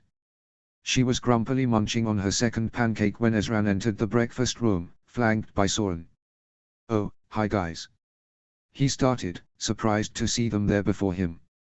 While Shio was up early most mornings, getting her and themselves washed and dressed usually took enough time to ensure they got to breakfast after Ezran. "Hey Ez. Soren." Rayla yawned, sipping from her cup as she held out a piece of pancake to Shio. She snatched it from Rayla's hands and immediately threw it on the floor. Rayla sighed and bent down to pick it up, throwing it on her own empty plate.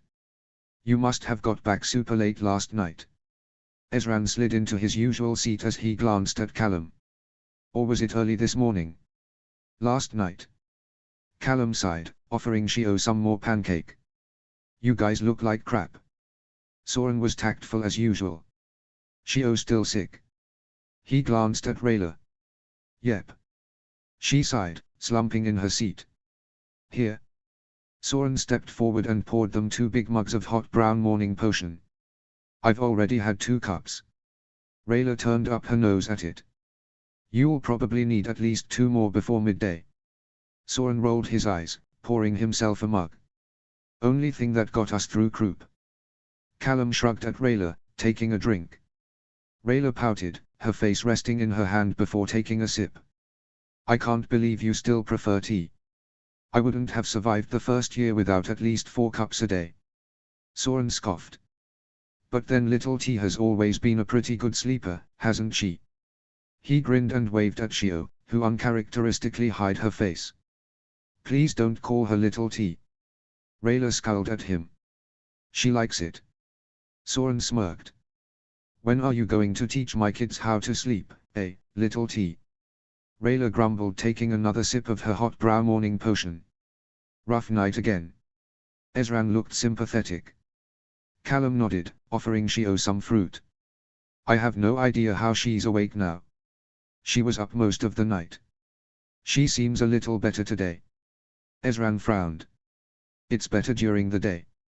Rayla sighed. "But we're on day 3 now, so hopefully she's nearly over it." "Day 3? Callum interjected. "You told me it only started yesterday." Rayla flushed, glancing at Soren and Ezran before looking back to Callum. "Well, I thought it was just a cold the first day." Callum furrowed his brow. "She's been sick for 2 days and you didn't send word." Rayla sighed, running a hand through her hair. "Callum, I can't send for you every time she has a sniffle." "Of course you can." Shio began fussing as Callum raised his voice and he stood up, lifting her onto his hip where she immediately curled up against his chest. "Seriously Rayla, that's ridiculous. How did you not send me a message?" Rayla glanced at Ezran and Soren, both clearly pretending they weren't overhearing them. "Let's go for a walk." Callum stalked out of the breakfast room, rubbing Shio's back. He turned to Rayla as soon as they entered the hallway. "Rayla, seriously, nothing is more important to me than you guys. You can't keep this stuff from me." She looked contrite. "I didn't want to worry you. The physician said it's just a mild illness." It sure as shit didn't sound mild last night. Some of the fight left Callum. "I know." Rayla ran her hand down Shio's back, pausing before running it down Callum's arm and taking his hand. "It wasn't that bad the first night. I would have sent for you if it were. Trust me." Callum sighed. "Fine." He leaned forward, pressing his forehead against hers. He took a deep calming breath. "Still want to go for that walk?" Rayla smiled at him. "Sure. I could do with some fresh air." "Will Shio be alright outside?" Callum glanced down at her. Her eyelids were heavy, and she was lazily sucking her thumb, her breathing still labored. "We can wrap her. That should keep the cold air away and keep her cozy." Rayla stroked her face. "She might actually sleep too." They returned to their room and Rayla got her long strip of silk and went to work strapping Shio against her. She fussed a little at first, though she was clearly exhausted, and her struggles subsided once she settled against Rayla's chest. Some gently swaying as Callum retrieved their cloaks and she was sleeping soundly. They walked to the courtyard and up onto the battlements. Rayla absent-mindedly stroked Shio's back as they strolled, occasionally glancing down to ensure the little one was sleeping soundly. They came to a stop in the far corner.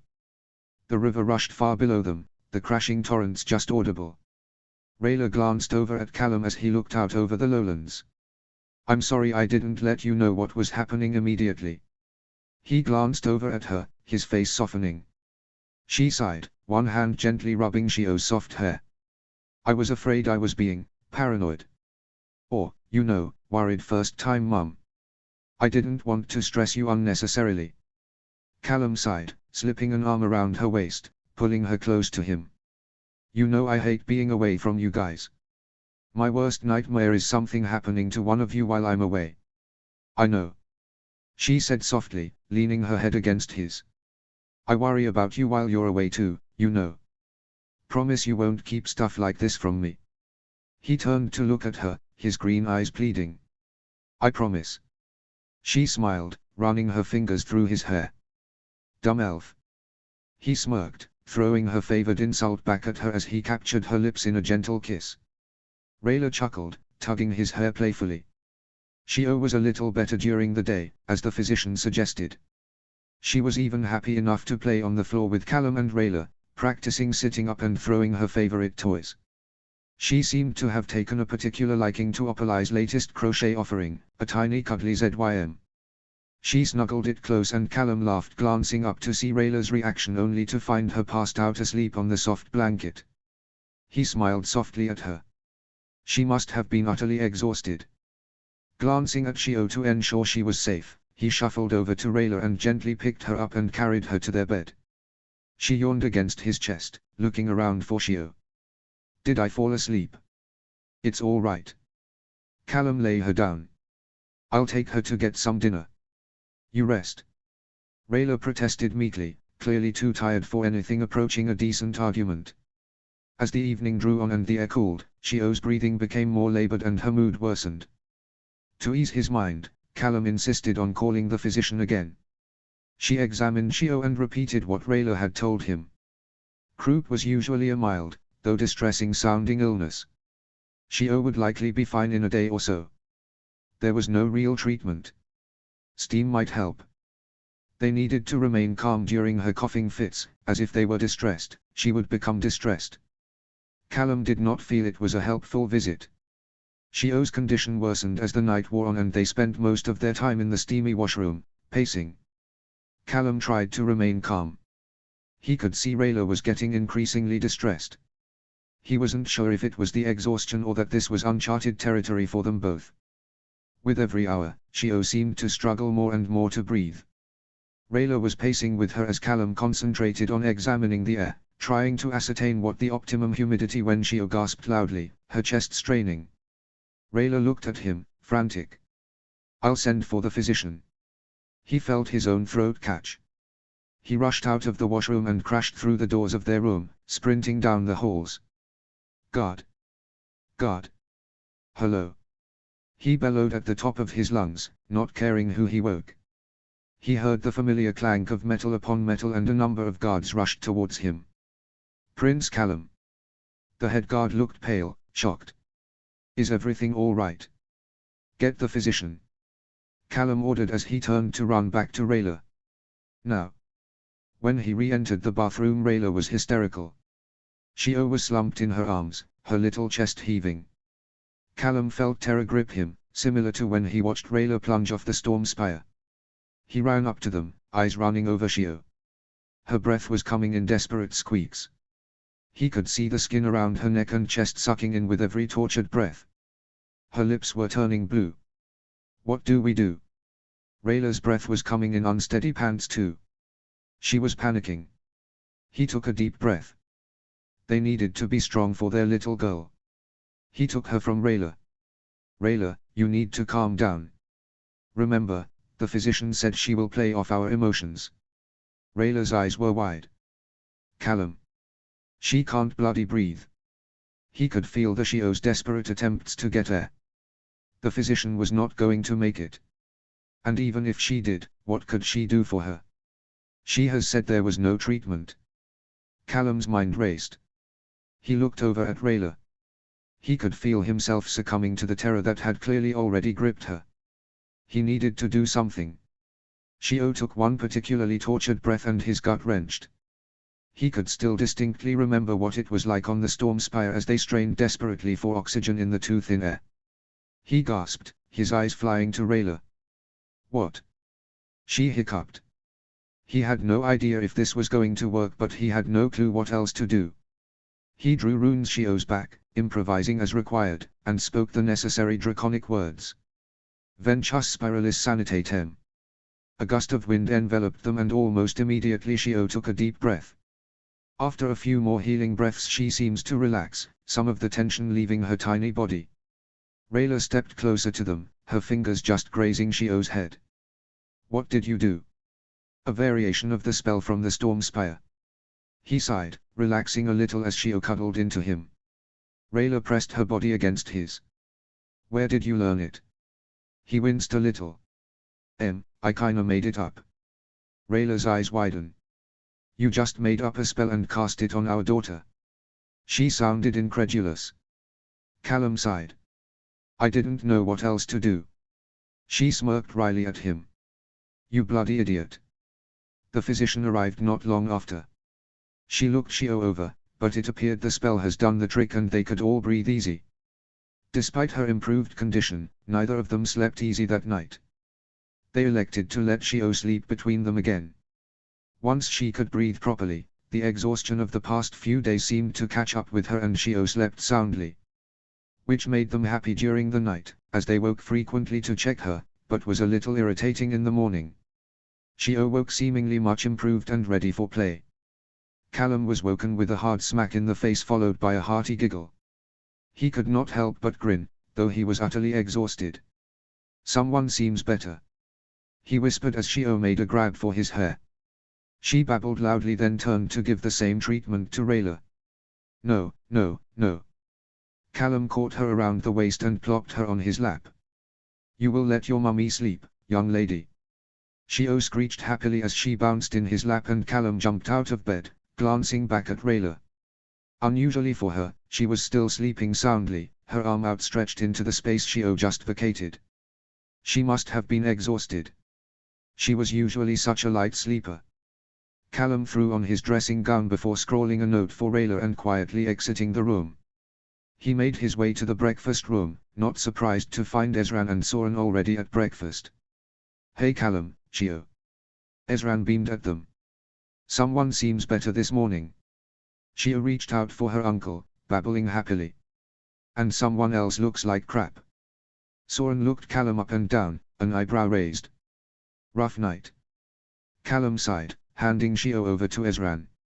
Yeah, it was, not pleasant. He slumped into his chair. The doc thinks she's over the worst of it now though. Rayla's still sleeping. Ezran glanced at Callum as he offered his niece a piece of toast. Yeah, she's exhausted. Callum ran a hand over his face. So are you.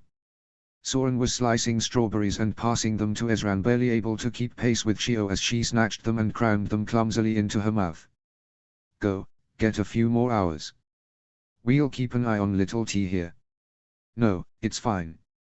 Callum smiled at Xiao. It was nice to see she had her appetite back. Seriously Callum. Just go back for an hour or so. She's happy here. Ezran smiled. Oh, and you're just going to hold court with a baby? Callum snorted. I get some of the best conversations at court from Xiao. Ezran grinned. And you know between myself, Soren and Opalai she'll be happy. Callum frowned. Soren slapped him heavily on the shoulder. Callum, go. Sleep. We'll come get you if anything changes.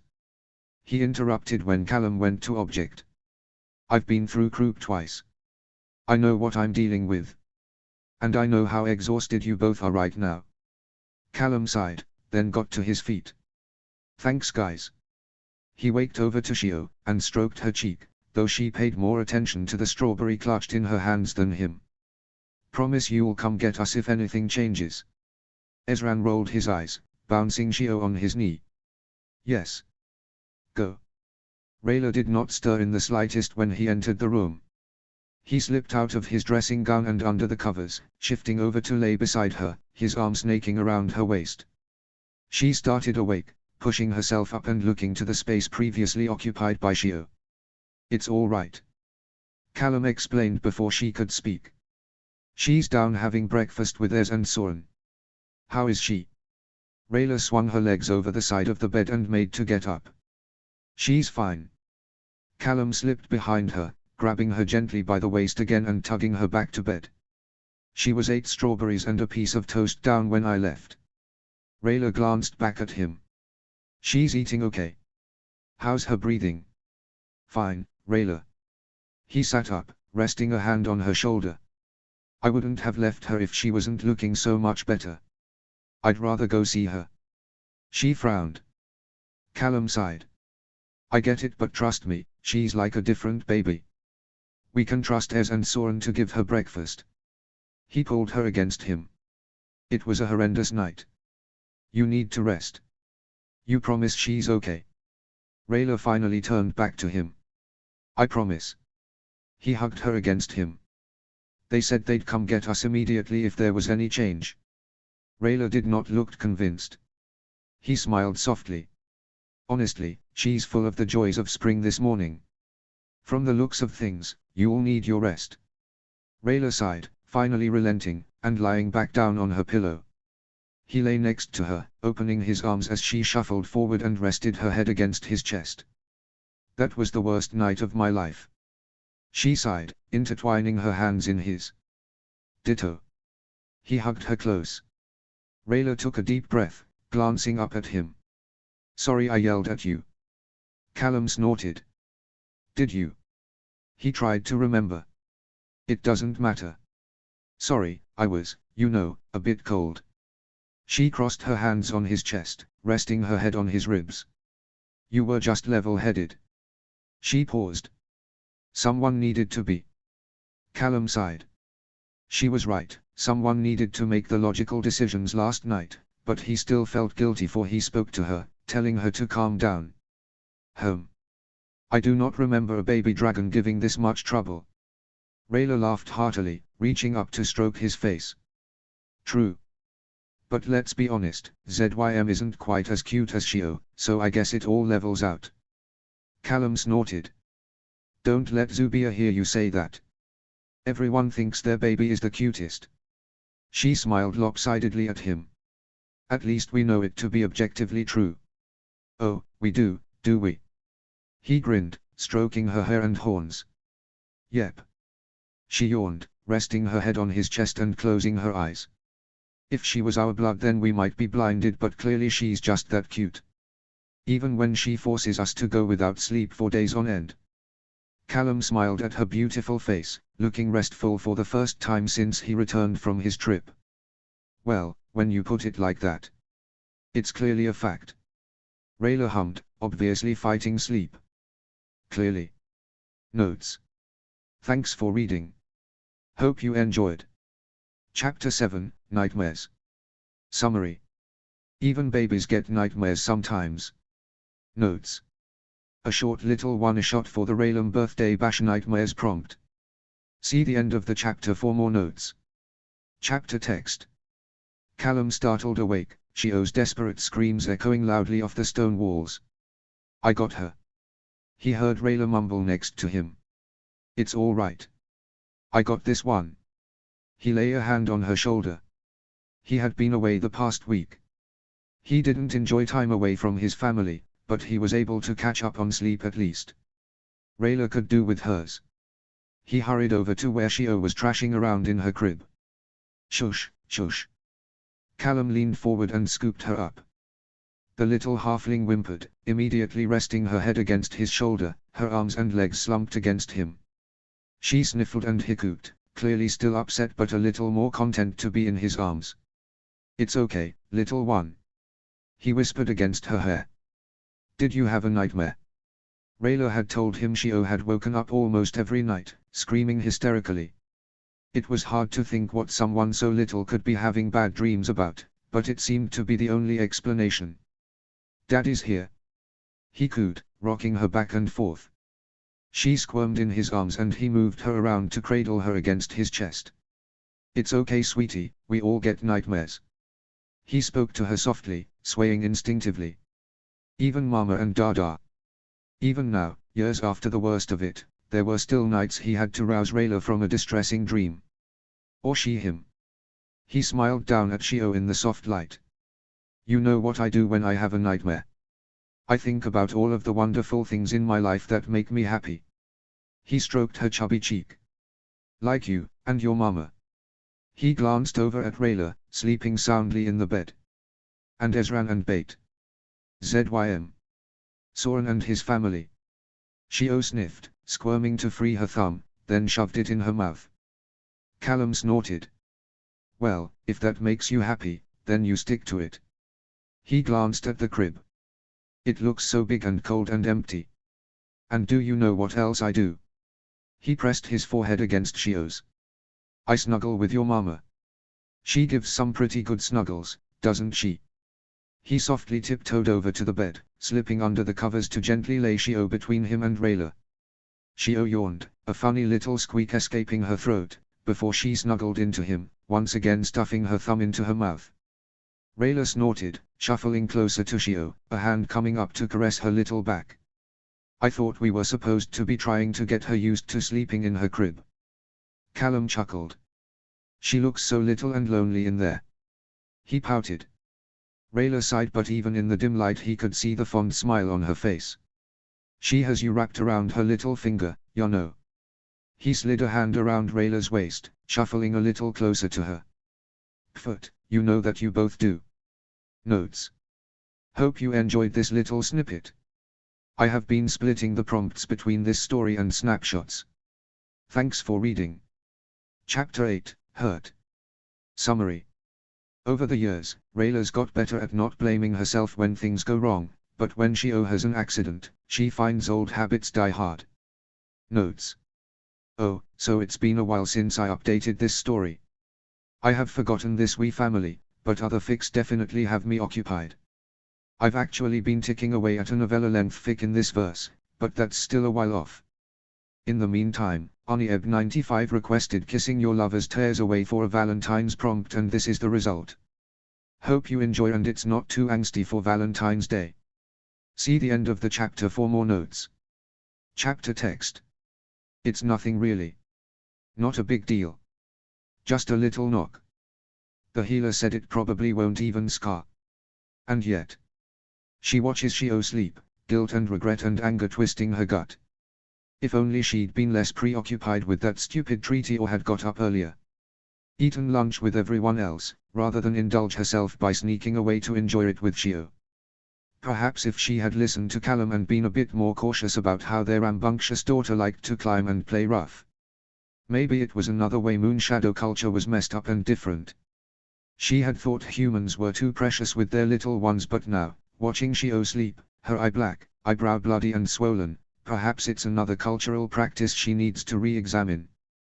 The door opens and Callum pokes his head into the room, his eyes clearly searching for her in the low light. Hi. His whisper sounds harsh in the quiet room and Rayla looks back to Shio to see if she has stirred. How is she? Callum tiptoes towards her and Rayla feels tears sting her eyes again. Someone has told him. She shrugs, hoping he can see the action in the dim light because she doesn't trust her voice right now. He hugs her from behind, placing a soft kiss to the crown of her head. How are you? He asks pointedly, his voice softer. Fine. It comes out short and angry. She's furious at herself for letting this happen. For taking too much on. Prioritizing other things over her little girl. She sniffs as the scene comes back into her mind. Glancing up from another frustrating scroll to find Shio had abandoned her lunch. Looking around to remind her to hurry up and eat, only to find her little girl perched on a far too high wall. Instinctively, calling out to her, but only managing to startle her and cause her to fall, the terrifyingly silent seconds that felt like hours as Shio took in an impossibly long breath before wailing so loudly Rayla's ears rang. And the blood. She knew from years of falls herself that head wounds bled something fierce. That they were dramatic and frightening but often obscure, a small wound. It was different trying to staunch the blood coming from her own daughter's brow though. Panic and fear and regret all mixing up together as she tried to keep it together. Tried to put on a brave face for her frightened, injured little girl. Despite herself, she feels tears spill from her eyes again. She had thought she couldn't cry anymore. Her breath is coming in shallow, hiccuping pants. Her little girl is injured and she can't even keep herself together. Pathetic. Rayla. Callum speaks softly, attempting to take her into his arms, but she gets to her feet and marches to the window. She doesn't deserve kindness right now. She deserves anger and scorn. The full force of Callum's quick temper. But instead he tries again to comfort her. Which she knows she should expect. They've been married for years after all. He knows her better than anyone. He clearly knows she's being harder on herself than he ever would be. And yet it is still difficult to accept forgiveness for such a weighty mistake. She wouldn't want you upset. His voice is soft but his words have the opposite effect. She would probably want to not have her head all banged up. She speaks in a hushed whisper, her eyes darting to their sleeping daughter. She knows she's taking the anger at herself out on him. That's she's being unfair. Callum sighs, stepping up to her again and reaching for her hand. He ignores her, baiting him into getting upset with her. Rayla, it happens. She slipped and fell. It's not your fault. Her face crumples at his words, the guilt and shame making her weary. It wouldn't have happened to you. If you were watching her. Callum shakes his head, his brow furrowed. You don't know that. Remember when she climbed up the shelves in the library because I was too caught up in the book Luyan brought? No. Rayla thinks back to this apparent incident. She doesn't have his memory, but she's sure she'd remember something like that. Callum's face falls as he ponders for a moment. Oh, actually. I think I decided not to tell you about that. He grins awkwardly, reminding her of his younger self. Rayla rolls her eyes, anger outweighing guilt. You don't have to make stuff up to make me feel better. I'm not making it up. Callum insists. You can ask, hell, pretty much the entire court. I had to rope Ez, Soren, Corvus and Opalai into helping me coax her down. Rayla eyes him skeptically. Honestly.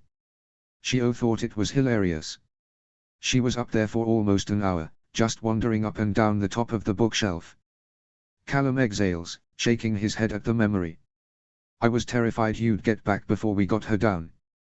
Rayla snorts, some of the tension leaving her body. She's still not sure if she quite believes this story, though she knows she's elected to keep some of Shio's adventures from Callum in the past. How did you keep it under wraps? I can't imagine Opalai was happy lying about that. I don't know. Callum chuckles. Soren said he'd handle it. Well, he does have more experience in that area. Rayla laughs softly, suddenly feeling exhausted. It has been a long day, physically and emotionally. He does. Callum opens his arms, clearly offering to hold her, if she is open to it. Sighing, she steps into his embrace, the tension of the day flowing out of her as he holds her tight. I'm sorry.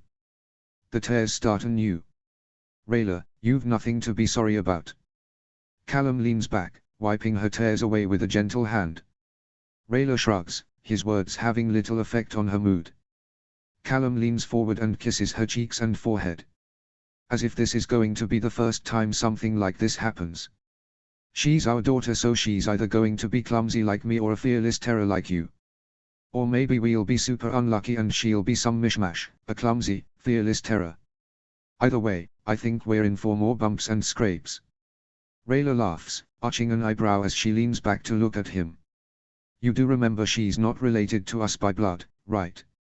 Oh yeah, Callum ponders for a moment, then shrugs. Well, I still think it stands.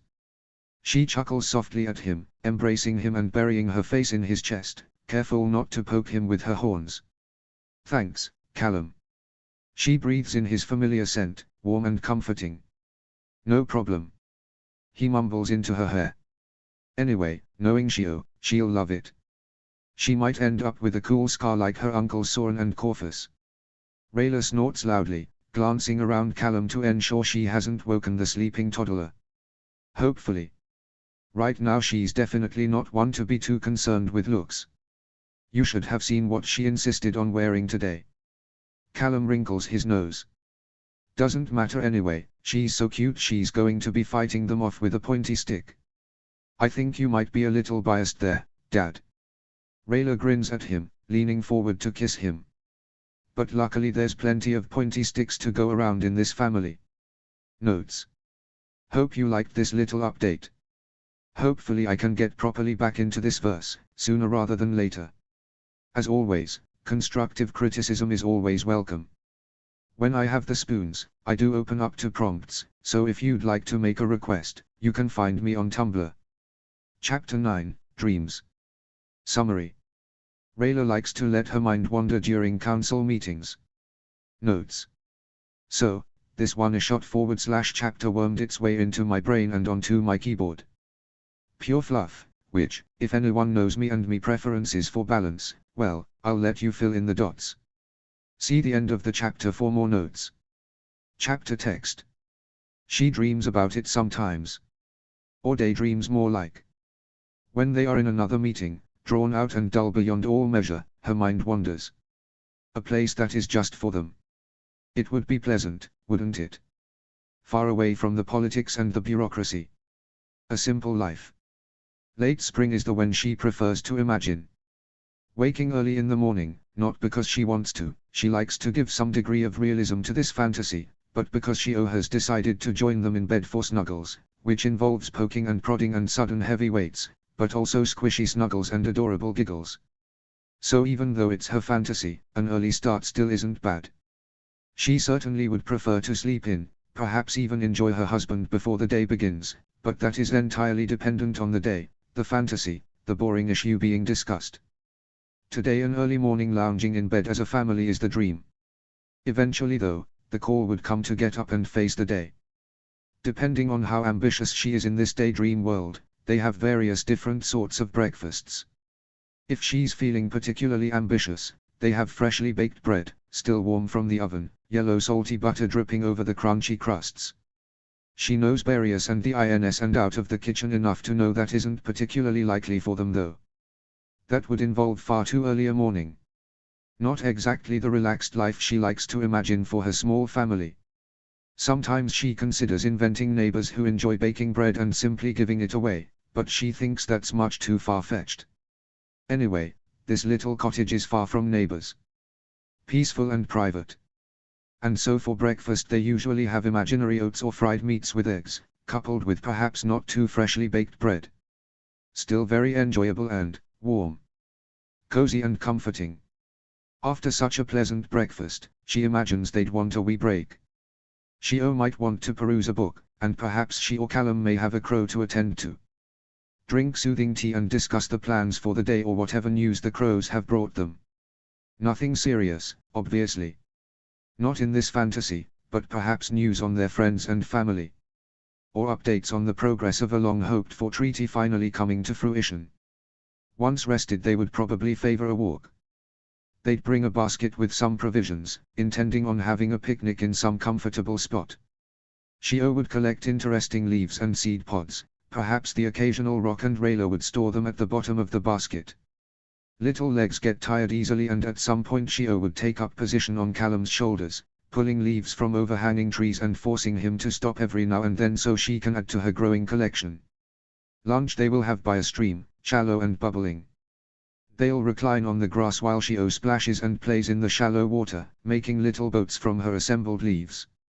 If she's feeling ambitious they will have family boat races, if not Shio will amuse herself while they gently hold hands and discuss nothing and everything as Shio plays happily by herself. She'll continue the art of teaching Shio how to make flower crowns, like she used to make as a girl, and they will make an especially extravagant one for Callum. His thick dark hair provides a stunning contrast to the green foliage and pretty white daisies that grow at that time of year. A pleasant picnic under the shade of a willow will lead into a gentle snooze for Shio. At her age, naps are becoming more infrequent, but a day outside in the fresh air generally brings one on. They will lounge against each other, soft caresses and gentle conversation as bees buzz in the warm afternoon light that dapples their spot. She might even be tempted by a nap herself, being more of a natural night owl as she is. Callum may take the opportunity to sketch a few scenes from the day as they rest, nothing important pressing upon them nor putting demands on their time. Once everyone is rested, they'll casually stroll back home, jokes and quiet conversation along the way. Dinner will be light, to go with the time of year. Fresh vegetables and fruit, cured meat and cheese. More bread. She will read to Shio by candlelight while Callum tidies the kitchen or attends to some laundry. They'll both escort their sleepy daughter to her small room and Rayla will cast some illusions on the ceiling to lull her to sleep. Perhaps those strange lights they saw in the skies when they flew far north in their youth. Dazzling and wonderful, but soothing as well. Little one settled, they will sneak downstairs and relax a while by themselves. Perhaps treat themselves to a bottle of fruity wine they keep in the cold store dug into the side of the hill. Callum will chill it even further with a whispered spell and they'll talk and joke and laugh quietly until they grow tired. Or amorous. Regardless, they will retire upstairs and eventually fall asleep in their soft, comfortable bed in their modest room, happy in their small cottage. Happy and relaxed, ready to repeat the same, simple rituals the following day. Callum catches her eye, smirking subtly at her. He knows her well enough to see through her practiced facade. He can clearly tell she is not paying attention. She smiles gently back at him, then takes a deep breath and does try to pay attention to the matter at hand. As dull as this all is, as much as she wished they didn't have to sit here and try and find solutions to some dispute or debate whether or not a rumor of dark mage activity was really a rumor or something more concerning, she knows that they'd never have met if not for the reasons they are here. Perhaps Callum would still be here in some capacity, but she certainly would not. Likely Callum would have a different wife, human though perhaps not Catolian, but she prefers not to ponder that possibility. Just like how she finds herself disliking imagining a family life for herself different from the one she lives now. She'd likely be in the Silver Grove, awkward and just not quite fitting in for reasons she could never define. Strangely more so than in Catolis, in fact. Regardless of the different paths their lives may have taken, if the winds had shifted just a little all those years ago, if different choices had been made by them, by others, they wouldn't have the simple, pure joy of family life. Of Shio. It's serendipitous that in this big, wild, unpredictable world they all somehow found each other. All of them just a little ill-suited to their circumstances, but perfect for each other. She chuckles at herself and her silly indulgences. How much she has changed with age and experience. She can't imagine her younger teenage self would think much of the life she dreams for herself in these moments. It's hardly what one would describe as exciting. She's had enough excitement in her life though. They both have really. It's a subject they've discussed on and off over the years. These council meetings and treaty discussions are most certainly not what she would opt to do with herself, if given the option, but they are vastly preferable to war and everything that goes along with it. They stroll through the castle, the winter chill evident in the cavernous hallways. Callum's hand is warm in hers though, and they laugh and joke as they approach their rooms, casting off the tension and irritation of the meeting. With little prodding, she divulges what had her so preoccupied all day. She doesn't need to go into detail, the vivid fantasy is something they've constructed together over the years, of course. It has grown and matured with them, but in essentials it is the same. A safe space where they can relax, cast off responsibilities and be at peace. The nursemaid, Shaw, is sitting with Shio, reading a book when they enter, and Rayla's heart is full as their little girl squeals in delight to see them. Shaw winces visibly at the scream, loud even to them several feet away. Without so much of a thank you, Shio jumps from Shaw's lap and charges over to them. They both crouch down to meet her. Today she elects to hug Rayla first, and she sighs happily as her little girl giggles in her ear. I missed you, sweetie.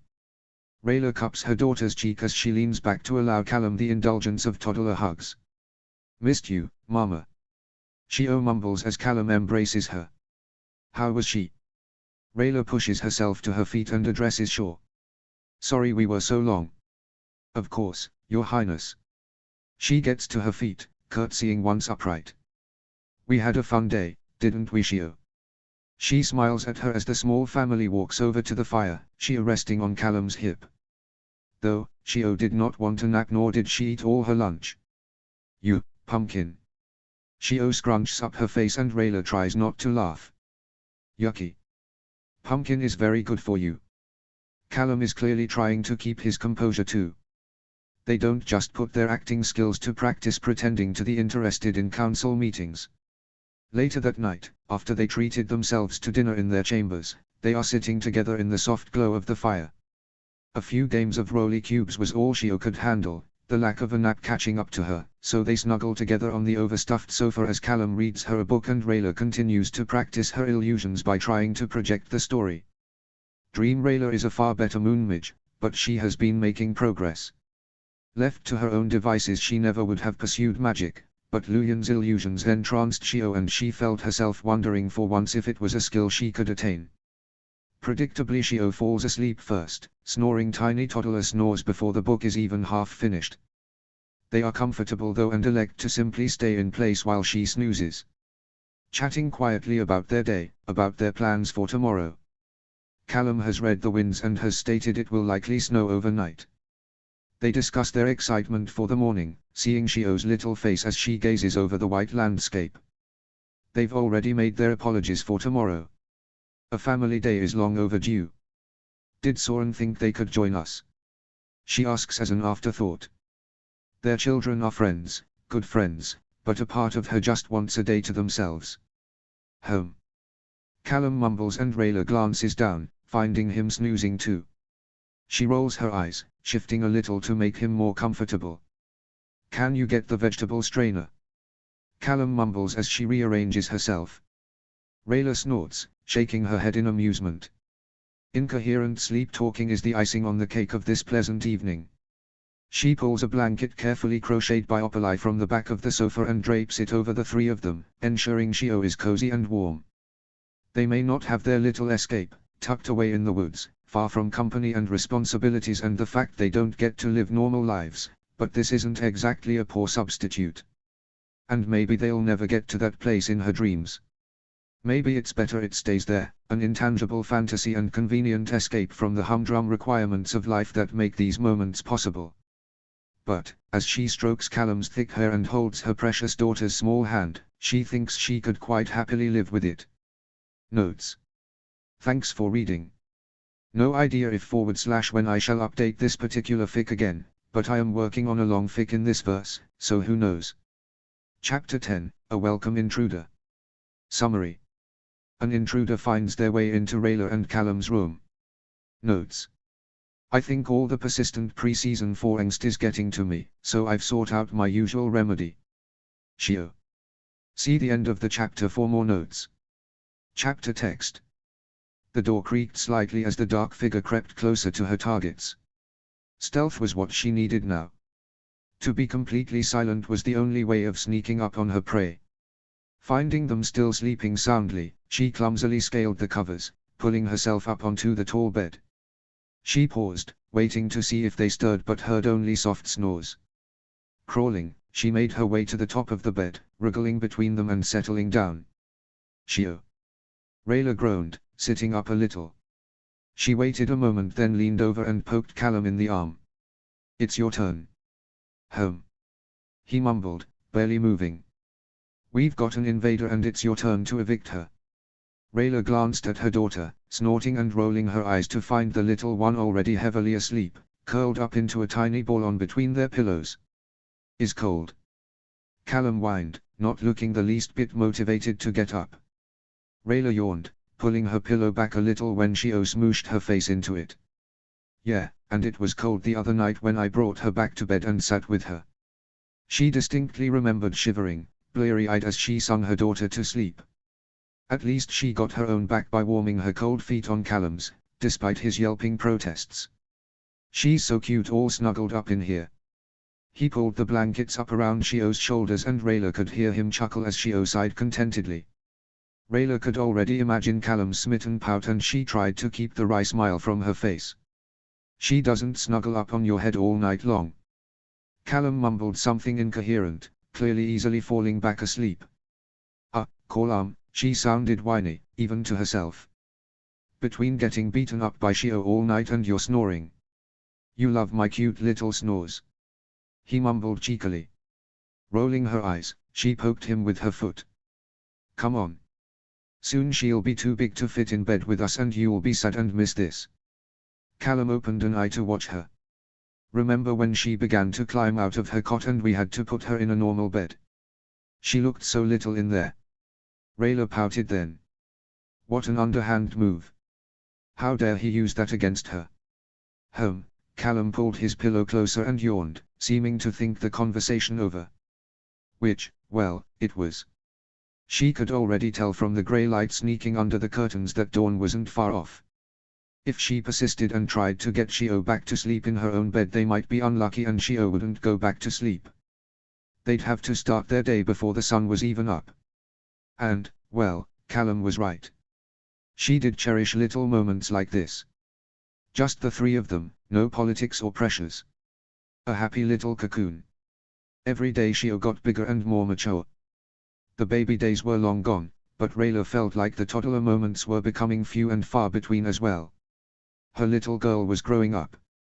Sighing, she stroked Shio's cheek. The little halfling turned her face into Rayla's touch, sleepily reaching for her mother's hand. She certainly seemed to know how to be utterly adorable, but Rayla knew well what a fidgety sleeper she was. Rolling her eyes at her two sleeping companions, she settled down, hoping she didn't get too many whacks or he-butts in the meantime. Rayla grimaced as she began to wake. Her neck ached and it wasn't difficult to tell why. Shio was sleeping with her head and most of her little body across Rayla's pillow, her wee face pressed against Rayla's neck. At least she didn't get smacked with a horn this time. Rayla sighed, wiggling a little to try and get some space, and she heard Callum snort. Glancing to his side of the bed, she found him propped up against his pillows, his sketchbook in his lap. "Oh, have a good sleep, did you?" she whispered, narrowing her eyes at him and struggling to keep a smile from her face. "Well, I did get kicked in a place a man would rather not get kicked, but I couldn't tell if it was you or Shio." He snorted, eyes moving between her and the sketchbook. "I hope it was me." Rayla smirked, glancing at Shio sleeping soundly next to her. Callum smiled at them, turning his sketchbook and showing her a beautiful likeness of her and Shio sleeping next to each other. "Told you she looked too cute to evict." She had to admit, it was a sweet sketch. Not that they didn't have countless like it. Rayla pouted as Shio's little wrist waved in the air for a moment, then came crashing down across her face. Ow! She didn't miss Callum's snort of amusement. Their daughter stretched, wriggling her little body with no mind to who was near her. Their hushed conversation was clearly waking her, though Rayla wasn't quite ready to face the day yet. Maybe if they kept quiet Shio would go back to sleep and they could get another 20 minutes or so. Instead, Shio sat up suddenly, looking around like she didn't remember sneaking into their bed. Turning, she smiled brightly at Rayla. "Mama. Morning stinky." Rayla sighed, knowing sleep was done for the day for everyone. "Okay, come here you rascal." Callum grabbed Shio around the waist and pulled her to him, blowing raspberries against her neck. "Dada. Stop." She squealed happily, wriggling her little limbs in an attempt to escape. "Mama." She reached for Rayla. "Oh no. You've messed with Mama enough already, young lady." Callum set her down on the floor, then swung his own legs around and stood up. "Let's go see if Barius has some fresh jelly tarts." "Yeah. Jelly tarts." Shio jumped up and down, clapping her hands. Sighing, Rayla pushed herself up. "I got this." Callum glanced at Shio as she struggled with the door, making his way over to Rayla's side of the bed. "We'll go annoy Barius and get some jelly tarts, then go for a walk or something. You take it easy. It's fine." Rayla tried to get out of bed, but Callum stopped her with firm hands on her shoulders. "No," he looked her in the eyes. "You had that little monster sleeping on your head all night. The least I can do is sort her breakfast." "Really?" Rayla looked between him and Shio. "Really?" Callum confirmed, leaning forward to place a kiss on her temple. "I'll have breakfast sent up to you in an hour or so." Rayla yawned, settling back down on her pillow and pulling the covers around her. "I'll be up in 20 minutes. An hour." Tucking the blankets around her shoulder, Callum kissed her cheek. "At least." She chuckled sleepily. "I love you." Callum snorted loudly. "You love sleep." "That too." She yawned again, her eyes falling closed as the door softly shut. As she began to succumb to sleep, she could hear the distant excited screams of Shio, followed by Callum's startled yelp and a loud crash. She really did love that man. Notes. Thanks for reading. Silly fluff, but I've been angsting a lot of late, so balance was required. Chapter 11, Different. Summary. Rayla always worried a halfling might struggle to fit in, she just hadn't anticipated it would be for this. Notes. Another snippet into my wee Raylam family. Random lil fic that may or may not lay groundwork elsewhere. See the end of the chapter for more notes. Chapter text. Rayla frowned as she watched another child grow frustrated with Shio, stomping their foot and turning their back as her little daughter continued to sign rapidly at them. Come on, sweetheart. She hurried over, resisting the urge to glare at the other child. She knew well that children that age didn't mean to upset others, that they acted impulsively and without thought or planning. Without malice. Let's have lunch. Crouching down, she smiled at Shio, happy her daughter didn't seem upset by the child electing not to play with her. Pancakes. Shio excitedly signed, her eyes lighting up. Normally, Rayla tried not to indulge her daughter's sweet tooth, but she only took a second to consider before relenting. Rolling her eyes and laughing, she held out her hand for Shio. Okay, pancakes. Narrowing her eyes playfully, she continued. But don't tell your dad. Shio giggled, dropping Rayla's hand and sprinting off as fast as her little legs could take her. Rayla hurried after her, smiling at her daughter's exuberance, but struggling to shake the uneasiness that settled over her to see another child grow frustrated with Shio's preference for signing over speaking.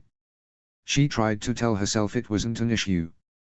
Shio could speak, she knew this, her little girl simply preferred not to. Perhaps it was her mistake, perhaps she'd confused her by offering both options and not pushing back once Shio seemed to prefer signing.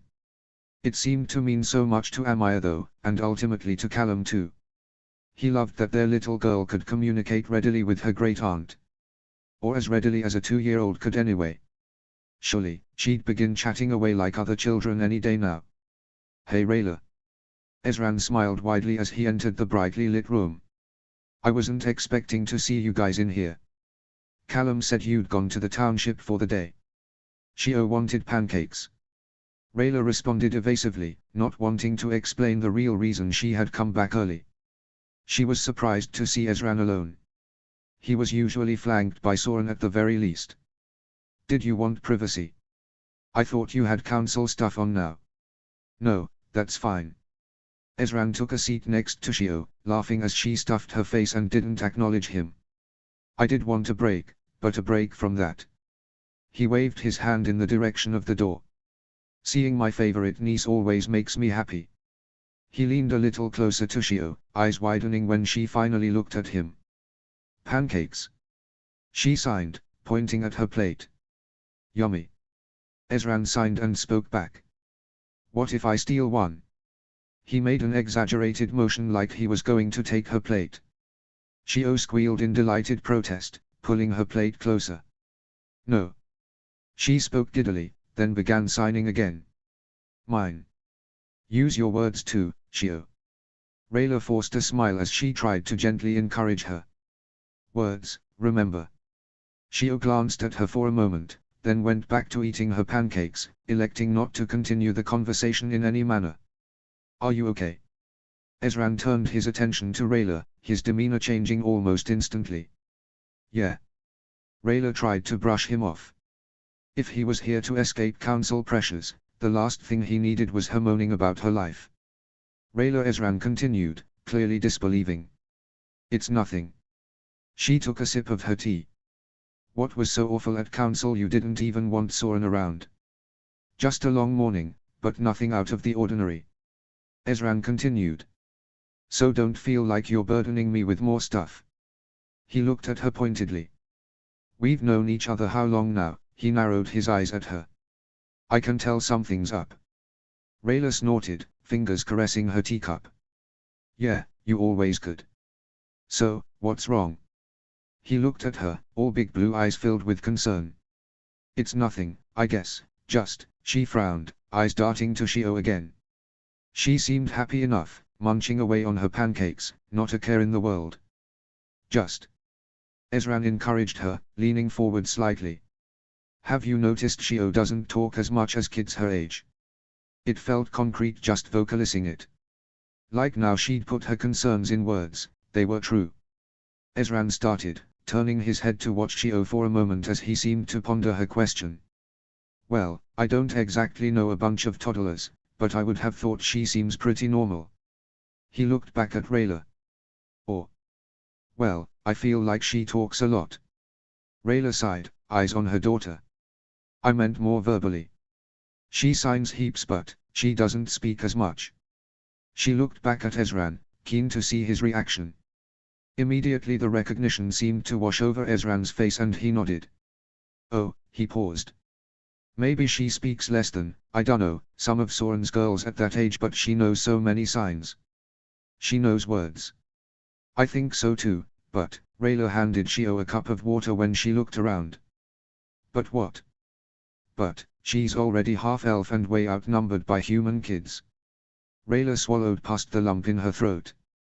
Even now, you can see some of them are wary of her. Oh. Ezran paused for a moment, eyes moving back to Shio. I don't want her to feel, she struggled to find the right words. Different. Is different bad? Ezran offered hopefully. Snorting, Rayla drank some tea to give her a moment to think. You know what I mean, Ez. He shrugged, not looking convinced. Weren't you the person who told me fitting in was boring? Yeah, because I was hardly going to say fitting in looks great. Sorry you don't. I know just how much it sucks. Yay, to a sad 10-year-old kid. Rayla replied sarcastically. Well, I thought it was good advice. Ezran continued unabated. And I still do. Maybe we didn't fit in like we were expected to, but we fit in with each other, right? Shio will find her people. And you're teaching her to be herself. To be strong and brave and happy with who she is, because she knows you love her. He shuffled a little closer to Rayla and put a hand on her shoulder. She's got a mom and dad who care about her more than anything in the world. An uncle too. And you know Soren will go absolutely head crown guard on any kid who so much as looks at her funny. He nodded softly. She'll be fine, Rayla. Rayla sniffed, feeling tears sting her eyes and her throat close. Thanks, Ez. Mama sad. Shio asked innocently, a piece of pancake clutched clumsily in her hand. No, sweetheart. Rayla smiled at her, blinking back tears. Her daughter accepted this without question, going back to eating her snack, and Rayla couldn't help but laugh. Ez, Opalai's looking, what's wrong? They both looked up to find Callum standing in the doorway, a concerned look on his face. What happened? He hurried across the room, taking a chair by Rayla. It's nothing. She sniffed, wiping her eyes. He sighed, looking at her pointedly.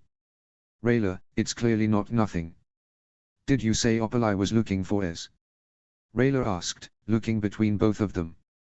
Having been caught crying, she knew she'd have to explain why to Callum, but she'd definitely prefer to talk just them. She and Ezran were family, but discussing their daughter was a different thing again. Callum sighed, his brow furrowed, as he turned to Ezran. She had a scroll from Duran. She seemed to think you were waiting on it. Oh, yeah, I was. Ezran appeared to pick up on Rayla's desire to speak to Callum in private. Thanks, Callum. He got up, squeezing Rayla's shoulder as he did so. See you guys later. They both sat quietly as they watched Ezran leave the room, Callum turning to Rayla as soon as the door closed. What's going on? He reached for her hand, looking anxious and concerned. I thought you guys were going to spend the day in town. Did something happen? No, not really. Rayla looked up, annoyed when her eyes once again filled with tears. Just another kid not wanting to play with Shio. It wasn't a big deal. I'm being stupid. Callum sighed, eyes darting to Shio, still eating happily. It wasn't the elf thing. Rayla squeezed his hands. Not this time. She wouldn't talk to them and they got annoyed with her signing. Frowning, Callum turned back to her. What? Really?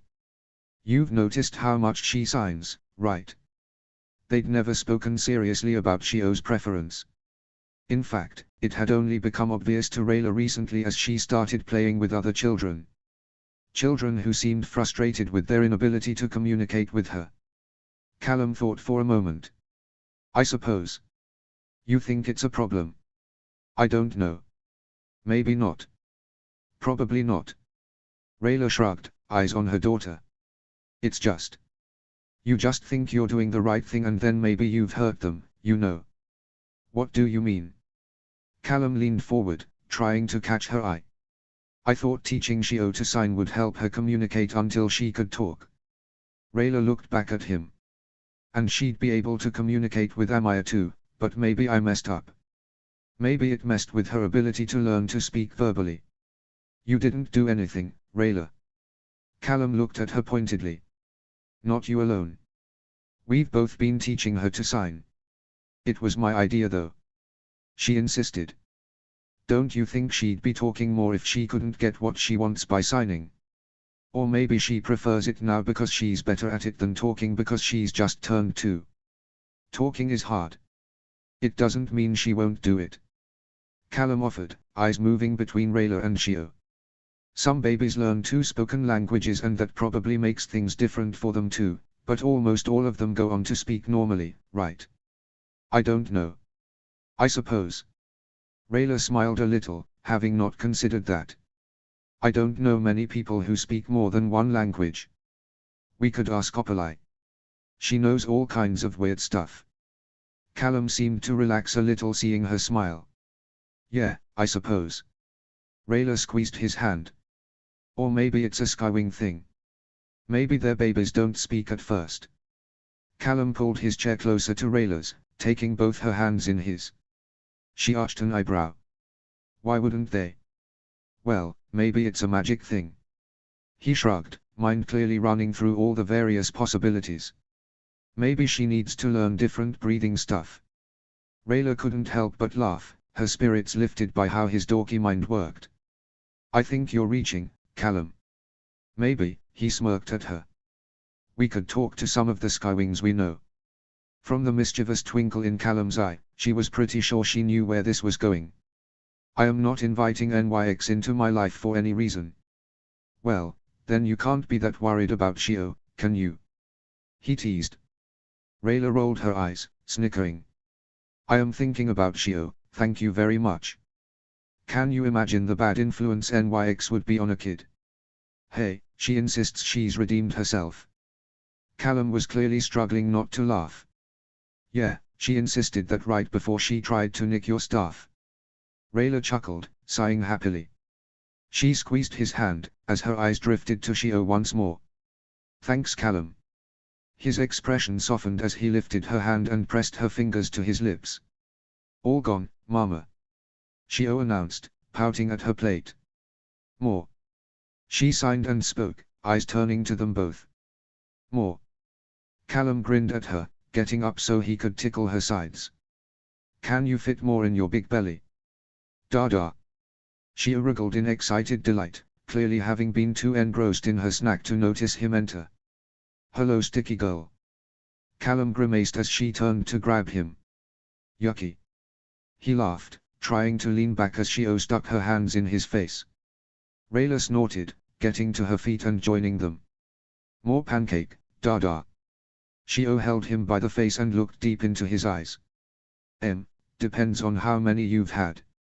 He glanced at Rayla. She smirked, rolling her eyes. More than enough. No. Shio pouted, hands still on Callum's cheeks. More. More Dada. More. Rayla watched Callum, already seeing his resolve crumble. She poked Shio gently in the arm. What's the magic word? Please. Shio attempted what she clearly thought was a sweet smile. Snorting, Callum looked at Rayla. You're honestly worried she's not talking enough? Snickering, Rayla rang the bell for the servant. Well, I was. Notes. Once again, no idea when inspiration will hit again for this verse. See you soon. Chapter 12, Storm. Summary. A storm on the horizon is not necessarily a bad thing when one has the Sky Arcanum. Notes. A wee ficlet I posted to Tumblr, but forgot to post here. Chapter text. Rayla gasped as she startled awake, the thunder loud enough to rattle the windows of their room. Before she could even register what was happening, there was a flash of brilliant white lightning, immediately followed by a rumbling of thunder so loud she felt it in her chest as she instinctively clapped her hands over her ears. A second later she heard a high-pitched screaming, loud, even through the thick castle walls. "Shio!" she cried out, throwing the blankets back and racing to the adjoining room where her daughter should have been sleeping. If this storm was enough to startle her, Shio must have been terrified. Pushing through the door, she hoped her little girl hadn't been awake and crying out for too long. Lightning flashed again as she entered the room, starting suddenly to find Shio held aloft in Callum's arms. He spun her about, making whooshing noises as Shio squealed and giggled in his arms. Rayla stood in the open doorway, surprised to find Callum so clearly awake. Rayla was usually the one more alert during moonlight hours, for obvious reasons, but when another bright flash of lightning illuminated the scene before her, it all became clear. Of course, Callum and Shio would have been wide awake during a storm like this. Callum spun Shio around, laughing loudly at her delight, but Rayla saw him stop suddenly, head quickly moving in the direction of where she stood. He turned, clearly surprised to see her, balancing Shio on his hip. "Oh, I suppose the storm woke you. More, Dada." Shio grabbed his face, clearly trying to get his attention, before putting her arms out to her sides like wings. Callum winced, stepping closer to Rayla. Or did we wake you?" He glanced at Shio, the little girl still clearly interested in continuing their game. No, Rayla laughed, happy to see Shio wasn't upset. She stepped closer to them, ruffling her daughter's messy hair. "The storm woke me. It woke us too." Callum grinned at Shio. "Isn't that right?" She giggled, pointing at the clouds visible through her open curtains. Lightning still flashed and sparked through the oppressive clouds, but even Rayla could tell the time between the rumbling thunder was increasing. "How long have you been up?" Rayla pulled her nightgown a little closer, missing the warmth of the moonlight. "Maybe an hour or so." Callum nodded to the east. "Since the clouds began gathering on the horizon." "Why didn't you wake me?" Rayla smirked, bopping his nose playfully. "Because I could tell this was going to be a big one and someone." He made a silly face at Shio, who giggled in response. "Would be wide awake for it too." Rayla snorted, rubbing Shio's little back. It didn't scare her at all. "Are you kidding?" Callum rolled his eyes. "She's Skywing." "Half Skywing," Rayla reminded him. "But I should have known my little girl would be the bravest." She stroked Shio's cheek, laughing softly when her daughter leaned into her touch. "You can go back to sleep." Callum smiled at her, nodding in the direction of their bedroom. "Nah, I'm awake now." Rayla slipped her arm around his waist, tickling Shio's foot as she did so. Resting her head on his shoulder, she smiled at the storm lighting up the sky before them. "I might not have the sky arcanum, but I like watching this with you. It's all right if you're scared." Callum teased, kissing the crown of her head and laughing when she snorted in amusement. "Me and Shio will protect you. Isn't that right, little one?" He bounced Shio on his hip to get her attention. She stretched out a chubby hand in response, fingers splayed as another streak of white lit up the sky. Foulness. Chapter 13, Make-Believe. Summary. A simple game of pirates exposes old wounds. Notes. So, I'm back in this verse with some S5-inspired angst. Finny Grin's Wake was such an amazing episode and I needed to find a way to incorporate it into this series. See the end of the chapter for more notes. Chapter text. Rayla made her way through the courtyard and into the orchard, the happy screams and shouts leaving her in no doubt this was where Callum and Shio were. Likely Soren and Fionn too, from the racket assaulting her ears. Peering around the trees, she spied them mid-game. Callum and Soren had their backs against an old solid oak. Callum was kneeling, arms up as he pretended to defend himself from Fionn. Soren had Shio on his shoulders, holding her securely with one hand while fending off pokes from her wooden sword with the other. Laughing, Rayla rolled her eyes as she approached them. "Put him in irons and take him away," Fionn ordered, wooden sword catching Callum under the chin. And despite the years that have passed, the peaceful world they lived in now, how far removed this simple scene was from that, from sea legs, Rayla's breath caught in her throat. Her heart skipped a beat when she saw Callum flinch too. Momentarily. Fleeting but there. Hey, play a little easier, eh buddy? Soren put his hand on Fion's arm as he effortlessly lifted Shio from his shoulder and placed her on the ground next to her father. He'd caught it too. Ark, no. Callum recovered quickly, pretending to resist. You'll never capture me. Shio ran over, poking him hard in the stomach with her wooden sword, and Callum flinched again, though his smile was bright and genuine when he turned to her. Ow. Shio.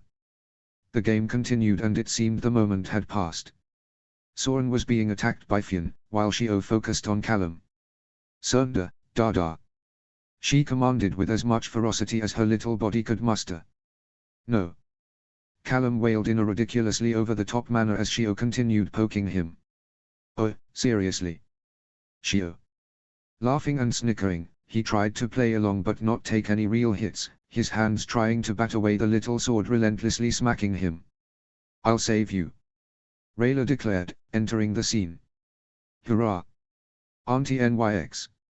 Fion looked up from where he was wrestling with Soren. No. Rayla rolled her eyes, trying to suppress her smile. Not NYX. Auntie NYX. Auntie NYX. Auntie NYX. Shio began to chant, jumping up and down. She's a good pirate, Auntie Rayla. Fion said, his voice serious and grave. She told us she came back to save you on the bad pirate ship. Rayla scoffed, rolling her eyes. Of course, she did. Auntie NYX. Auntie NYX. Auntie NYX. Both children began to chant, jumping up and down for emphasis. Rolling her eyes, Rayla sighed as she extended her arms and charged at them. Ugh, I'm a sneaky skywing thief come to steal that treasure for myself. The children squealed and ran off into the orchard, Soren leaping up after them. Run, vile pirates. Smart Longpocket will make you walk the plank of my own mighty ship. Glancing over his shoulder, he caught her eye and nodded, which she took to mean he'd keep an eye on the kids. She watched after the wild trio for a second, then walked over and joined Callum still sitting on the grassy orchard ground. Hey. She smiled at him. How you doing? Well, a little bruised, but fine. He sat up properly, rubbing his side. How was the meeting? You finished early. Callum, she spoke softly, reaching for his hand and rubbing her thumb across his wrist. He swallowed a little shakily, squeezing her fingers. I'm fine, Rayla. He looked behind him to where they could hear Soren and the children playing. Really, I am. You know, you don't have to play pirates, right? She shuffled a little closer to him, pressing her knees against his legs. There's lots of games to play. And you don't have to go swimming with Shio. He looked at her pointedly, but you do. She took a deep breath, trying not to let her worry show. Callum's primary concern was always Shio and her before himself. It was almost 10 years ago, Rayla. Callum smiled sadly. I can play pirates with my little girl. She swallowed, shrugging. It wasn't as simple as that though, was it? Finnegan wasn't just some twisted pirate who hurt them, used their love for each other to manipulate and control them. He'd forced Callum's hand. Pushed him into opening himself up more to Orovos. When things were at their worst, she'd wondered if there had been another way. If she'd been faster, stronger, could she have beaten Finnegan before he used her as a way to punish Callum? If she'd been able to resist the blood-freezing spell, kept her pain hidden and inside, maybe Callum wouldn't have humiliated Finnegan by hitting him. If she'd actually been eaten by the Leviathan, maybe Orovos wouldn't have used her as a bargaining chip to force Callum's hand in an even more terrible situation. Rayla, he watched her, his expression sad and wistful. I know it was awful and I know so much of what happened after was because of what happened on Sea Legs, but, he sighed, eyes wandering to where Shio and Fion had tackled Soren to the ground and were wrestling him. I don't regret it. Any of it. He squeezed her fingers. If I hadn't done dark magic to get free, you'd be. His voice caught, and he took a deep breath to calm himself. And I know everything that happened with Orovos after was because of the choices I made. She shook her head, her throat tight.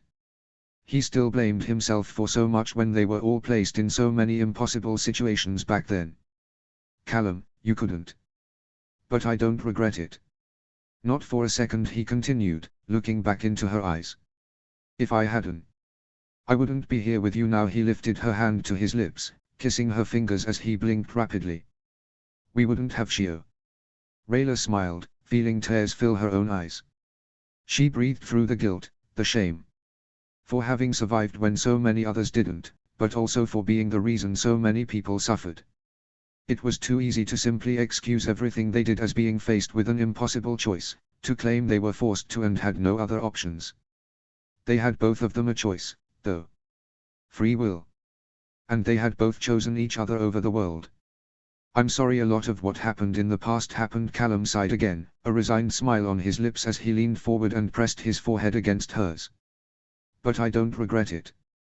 She took a shaky breath, wrapping her arms around his neck as she held him closer. Neither do I. Notes. Thanks so much for reading. Slowly but steadily work on a more plotty multi-chapter in this verse. August/September is hectic, but hopefully we'll make enough progress to start posting soon. Chapter 14, Titles. Summary. Callum doesn't pull rank, but then, he never has to. Notes. Very random plot bunny that captured me today, and here we are. See the end of the chapter for more notes. Chapter text. Callum doesn't pull rank. He prefers when people just call him Callum, though few do. Prince Callum or Your Highness still make him squirm a little inside. People he's known for years never really saying his name, bowing and averting their eyes. He's never been comfortable with it. Hymage is a little better, though it's still a bit too much, a bit stuffy, but at least it's a title he actually earned, so, because it makes the guards and castle help more comfortable to use a title for him, he prefers they use that. It was one of the things that he immediately liked about Rayla, in fact. She never used his title other than to tease him, which was totally new to him and made heat rise to his cheeks and his stomach squirm and wriggle, and it took him longer than it should have to realize it was because he really enjoyed it when she did that. She still teases him with titles now, even after years of marriage, but at least he can tease her back. The way her face scrunches up whenever he calls her by her official title of Duchess never fails to make him laugh. And he assumes most parents call their daughters princess at some point in their lives, but Shio doesn't yet know that more than an endearment, she is in fact a princess. A part of him hopes they can prolong that as long as possible, that the sting of her particular form of difference won't become obvious to her soon, but she's growing up and he knows it won't be long before she realizes that everyone calls her princess, not just her parents. She's started to notice some differences already, has realized Callum doesn't have horns or Rayla has one less finger than both of them. The children playing together are all too young to realize she is different in ways beyond physical, and right now they are playing together happily. He doesn't miss the slightly nervous looks the other parents send his way, but he tries to ignore them and enjoy the moment. There aren't many other children within the castle, so they try and come to the township as often as they can, so Shio can play and be a normal kid. Or try to be, at least. It happens fast, before he can stop it. One of the slightly older children, a boy, is clearly demanding something from Shio and she's refusing to give it up. The boy has a block in his hand and at Shio's second refusal, he hits her in the face with it. Shio is shocked dumb initially, staring wide-eyed at the boy and dropping the little doll in her chubby fist, but a moment later blood begins to pour from her nose and down her face and then she starts to scream. Callum's blood runs cold at the sight of his daughter bleeding. She's wailing loudly as he skids to a halt in front of her, using his sleeve to stem the flow of blood. He pulls her into his lap, shushing her softly. What the hell do you think you're doing? Callum glares at the little boy, still clutching the block and appearing unrepentant. We're sorry, Your Highness. A woman has also rushed over, grabbing the boy around the middle and forcing him to his knees as she does the same. Please, we beg forgiveness. Please. She bows as low as possible, shushing the boy when he begins to cry and protest. He's a boy, Your Highness. Please. The fault lies with me. Please don't punish him. I will go in his place. Callum frowns, taking a deep breath. He's furious at this child, but he pushes down his temper at the sight of the woman utterly cowering before him. Rayla so often makes him forget, but he's not just a normal person here. Everything he does carries enormous weight. Shio is still clinging to him, sniffling softly as he passes under the portcullis and into the courtyard. He's surprised to see Rayla there, talking with the Tidebound and Earthblood representatives that kept her in the castle this trip. Sighing, he knows she'll stop him before he can make it to their rooms and clean Shio up. She catches his eye as he steps into the sunshine, smiling brightly for a moment, before her face falls a little. Shio lifts her head from Callum's shoulder, looking around and catching her mother's eye, and she starts crying anew, little hands reaching for Rayla. Without a word to the dignitaries with her, Rayla immediately rushes to them, holding out her hands and taking Shio as soon as she's within arm's reach. "What happened?" she asks, eyes darting to Callum's briefly as she pushes the hair back from Shio's face and examines her nose. She'd stopped bleeding by the time he began walking back to the castle, but her tunic is stained red and there's dried blood across her cheek and under her chin. Some little shit smacked her in the face with a block. Callum purses his lips, scowling at the memory of the petulant little boy. Rayla raises an eyebrow at his language but doesn't scold him. "Oh, my poor brave girl." She catches Shio's eye, smiling softly at her. "In the wars." Shio pouts, tears welling up in her eyes once again. "How about we see if Uncle Ez still has some jelly tarts and wants to share?" She strokes Shio's cheek, nodding gently. Shio sniffs, but nods along, resting her head on Rayla's chest as she relaxes against her. Kissing between her horns, Rayla looks back at Callum. "And how are you?" "Me?" he asks, surprised. "I'm fine. I was sitting 10 feet away when it happened." "All right then." Rayla hitches Shio on her hip as she nods in the direction of the castle. "How's the other kid?" "He's fine." Callum scoffs, rolling his eyes. "Refused to even apologize." Rayla snorts. "And he's still breathing." She smirks at him. Callum laughs then, shrugging his shoulders. "I've never wanted to foul mine is a kid more in my life." Rayla laughs, shaking her head, as he continues. "But he's fine. I thought his mother was going to have a heart attack though." I can imagine. Rayla sighs as they step inside the castle. "It's probably not every day your kid attacks a member of the royal family." "Yeah, I guess." Callum sighs, looking between Rayla and Shio. "It's weird." "What's weird?" Rayla stops, giving him her full attention. Taking a deep breath, he tries to articulate his thoughts. "Well, I don't want her to grow up, isolated and lonely, the whole being a princess thing and, I guess, not being able to play with other kids and that but, well, I also, how dare that kid smack her like that?" He takes a deep breath. "I wanted him to know he'd just struck a princess." Rayla laughs softly, reaching for his hand as she smiles at Shio. "I'm not sure she's very princess-like when she's running around all nudie after a bath. What do you think?" Shio giggles, a cheeky grin on her face, though she elects not to comment. "We can't have it both ways." Rayla looks back at Callum as they continue walking to the throne room. "If we want her to play with other kids and feel normal, then we can't expect them to treat her like a princess." "Yeah, I know." Callum sighs, taking her hand. "It's not easy seeing a kid smack your little girl so hard in the face they bleed though." "Oh, I can imagine." Rayla smiles ruefully at him. "I'm still quicker than you, I'd probably have pulled my blades on the kid before I knew what I was doing." "Knowing you," Callum snorts, feeling a little better about the whole thing. "Give her a few years and she won't need the whole princess thing anyway." Rayla snickers. "The kids will be terrified of this little terror all by herself." She tickles Shio's side, laughing when their little girl squeals in delight. "True." Callum smiles at them both. "Until then, I guess I'll have to make sure she knows she's my little princess." He takes Shio's fingers in his, lifting her hand and kissing the back of it. Shio giggles, wrinkling her nose in delight. Callum winks at her, turning his eyes back on Rayla, grinning wickedly. "Just like I make you know you're my duchess." Rayla's lip curls and she rolls her eyes. "Don't call me that." /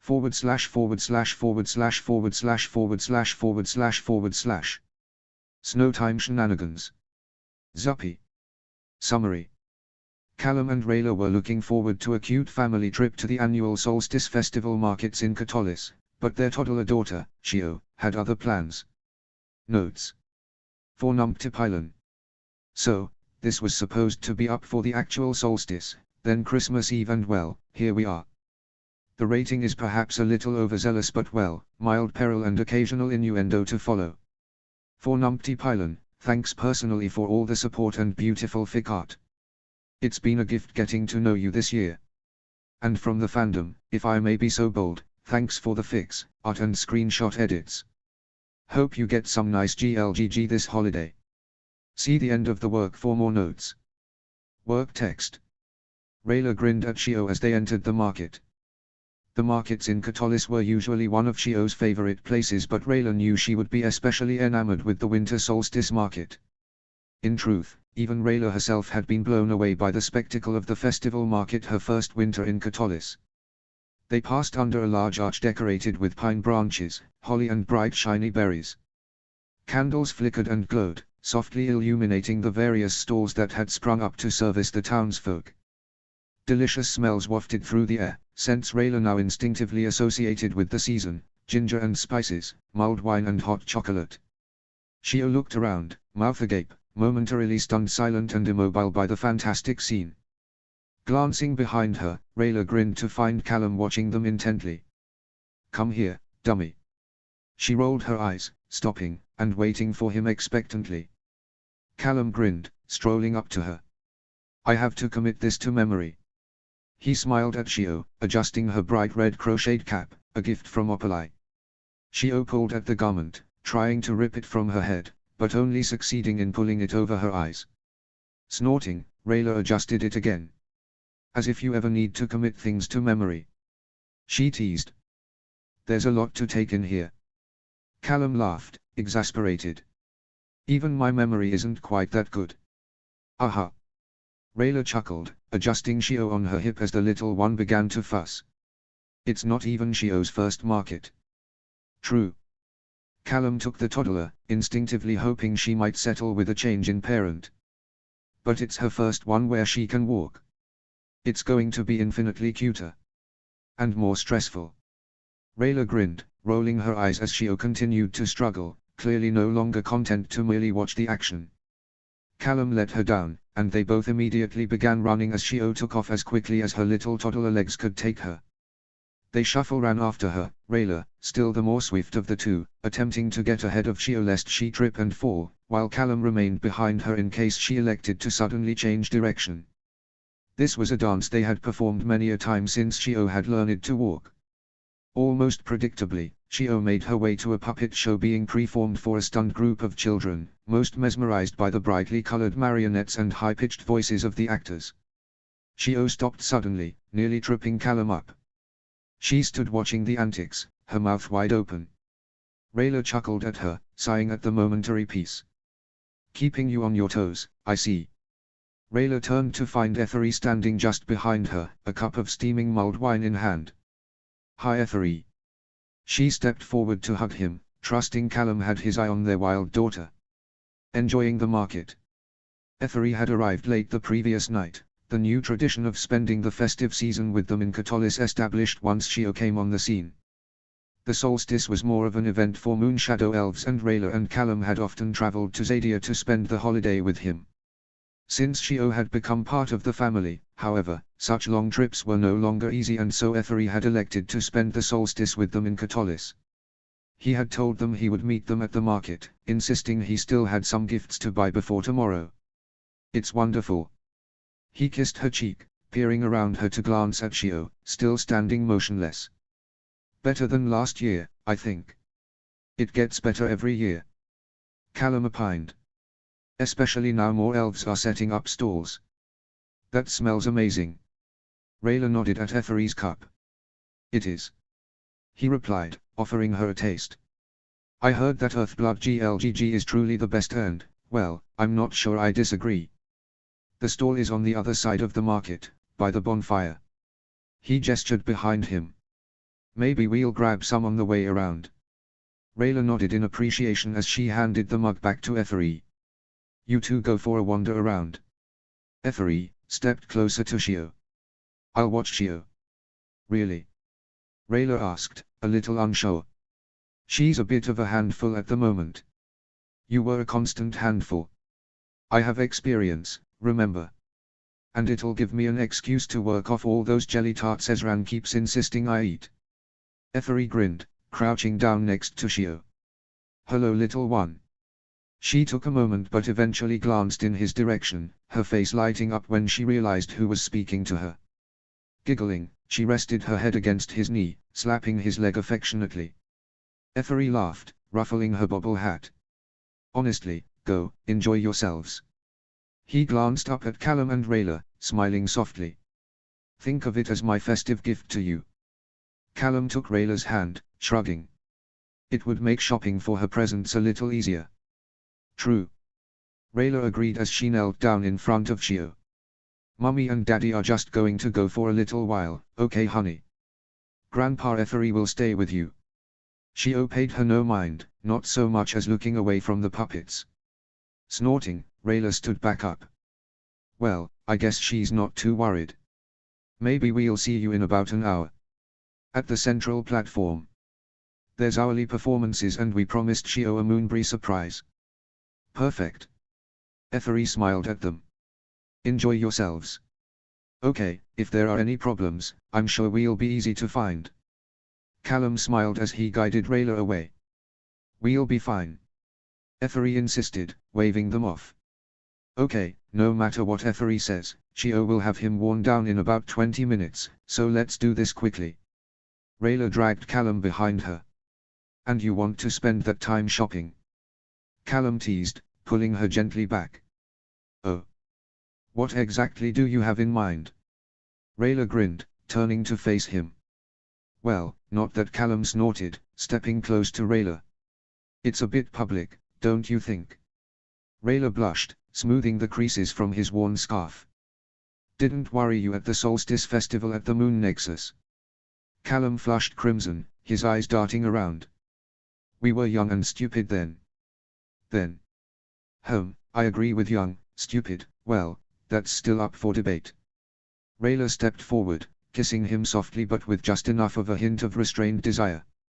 Anyway, we're way too busy for that now. She smirked, stepping back as Callum moved to kiss her deeper. Or. Callum whined childishly. Quit, whinging. Rayla teased as she began dragging him along again. Shio will be worn out by all this. She'll be out like a light as soon as her head hits the pillow. Etheri was keeping a cautious eye on Shio, watching the puppets, chuckling softly at her exaggerated reactions when she was suddenly set upon by a slightly older child. The little blonde boy caught her around the neck, hugging her awkwardly. Fionn. What have we said about hugs? Etheri turned to find an almost comically stern-looking Soren frowning at the boy, an eyebrow raised, and his arms crossed over his chest. Sorry Dada. The little boy, Fionn, it would appear, stepped back from Shio, and looked at Soren. Don't say sorry to me, buddy. Apologize to Shio. Soren nodded at Shio, who looked wholly unconcerned. Remember, ask first. Sorry Shio. Fionn bent over, his face right next to Shio's. For her part, Shio was clearly still more interested in the puppets, pointing at them, and babbling to Fionn. Etheri chuckled, taking a sip of his mulled wine. Soren sighed happily, standing next to Etheri. Sorry about that. Still learning about personal boundaries, I'm afraid. I'm sure it's fine. Etheri smiled at the children, both now transfixed by the show. Shio doesn't seem too upset anyway. True. Soren considered. Babysitting for the evening. He glanced around, presumably looking for Callum and Rayla. Etheri nodded. Well, for a little while anyway. Mum and Dad are doing some last-minute shopping apparently. Dada, the puppets stop. The adults looked down to find Fionn frowning, a large pout on his lips. Shio was distracted by the other children getting up, looking around her happily. Sorry kiddo.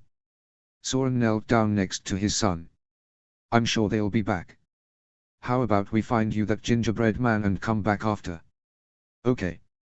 Fionn bounced up and down happily. I gonna get a gingerbread elf. Want to join us? Soren asked as he stood back up. What do you think, little T? Oh, I'm sure a little gingerbread elf would go down a treat. Etheri bent down to Shio. What do you think, young lady? Treat. Shio grinned immediately, recognizing the word. She stomped her feet happily, making a noise that sounded more or less like treat. This way. Eferi gestured after Soren, a hand on Shio's back to get her moving. Come on, Shio. Fionn grabbed her hand and began dragging her in the direction of what Eferi assumed was the gingerbread store.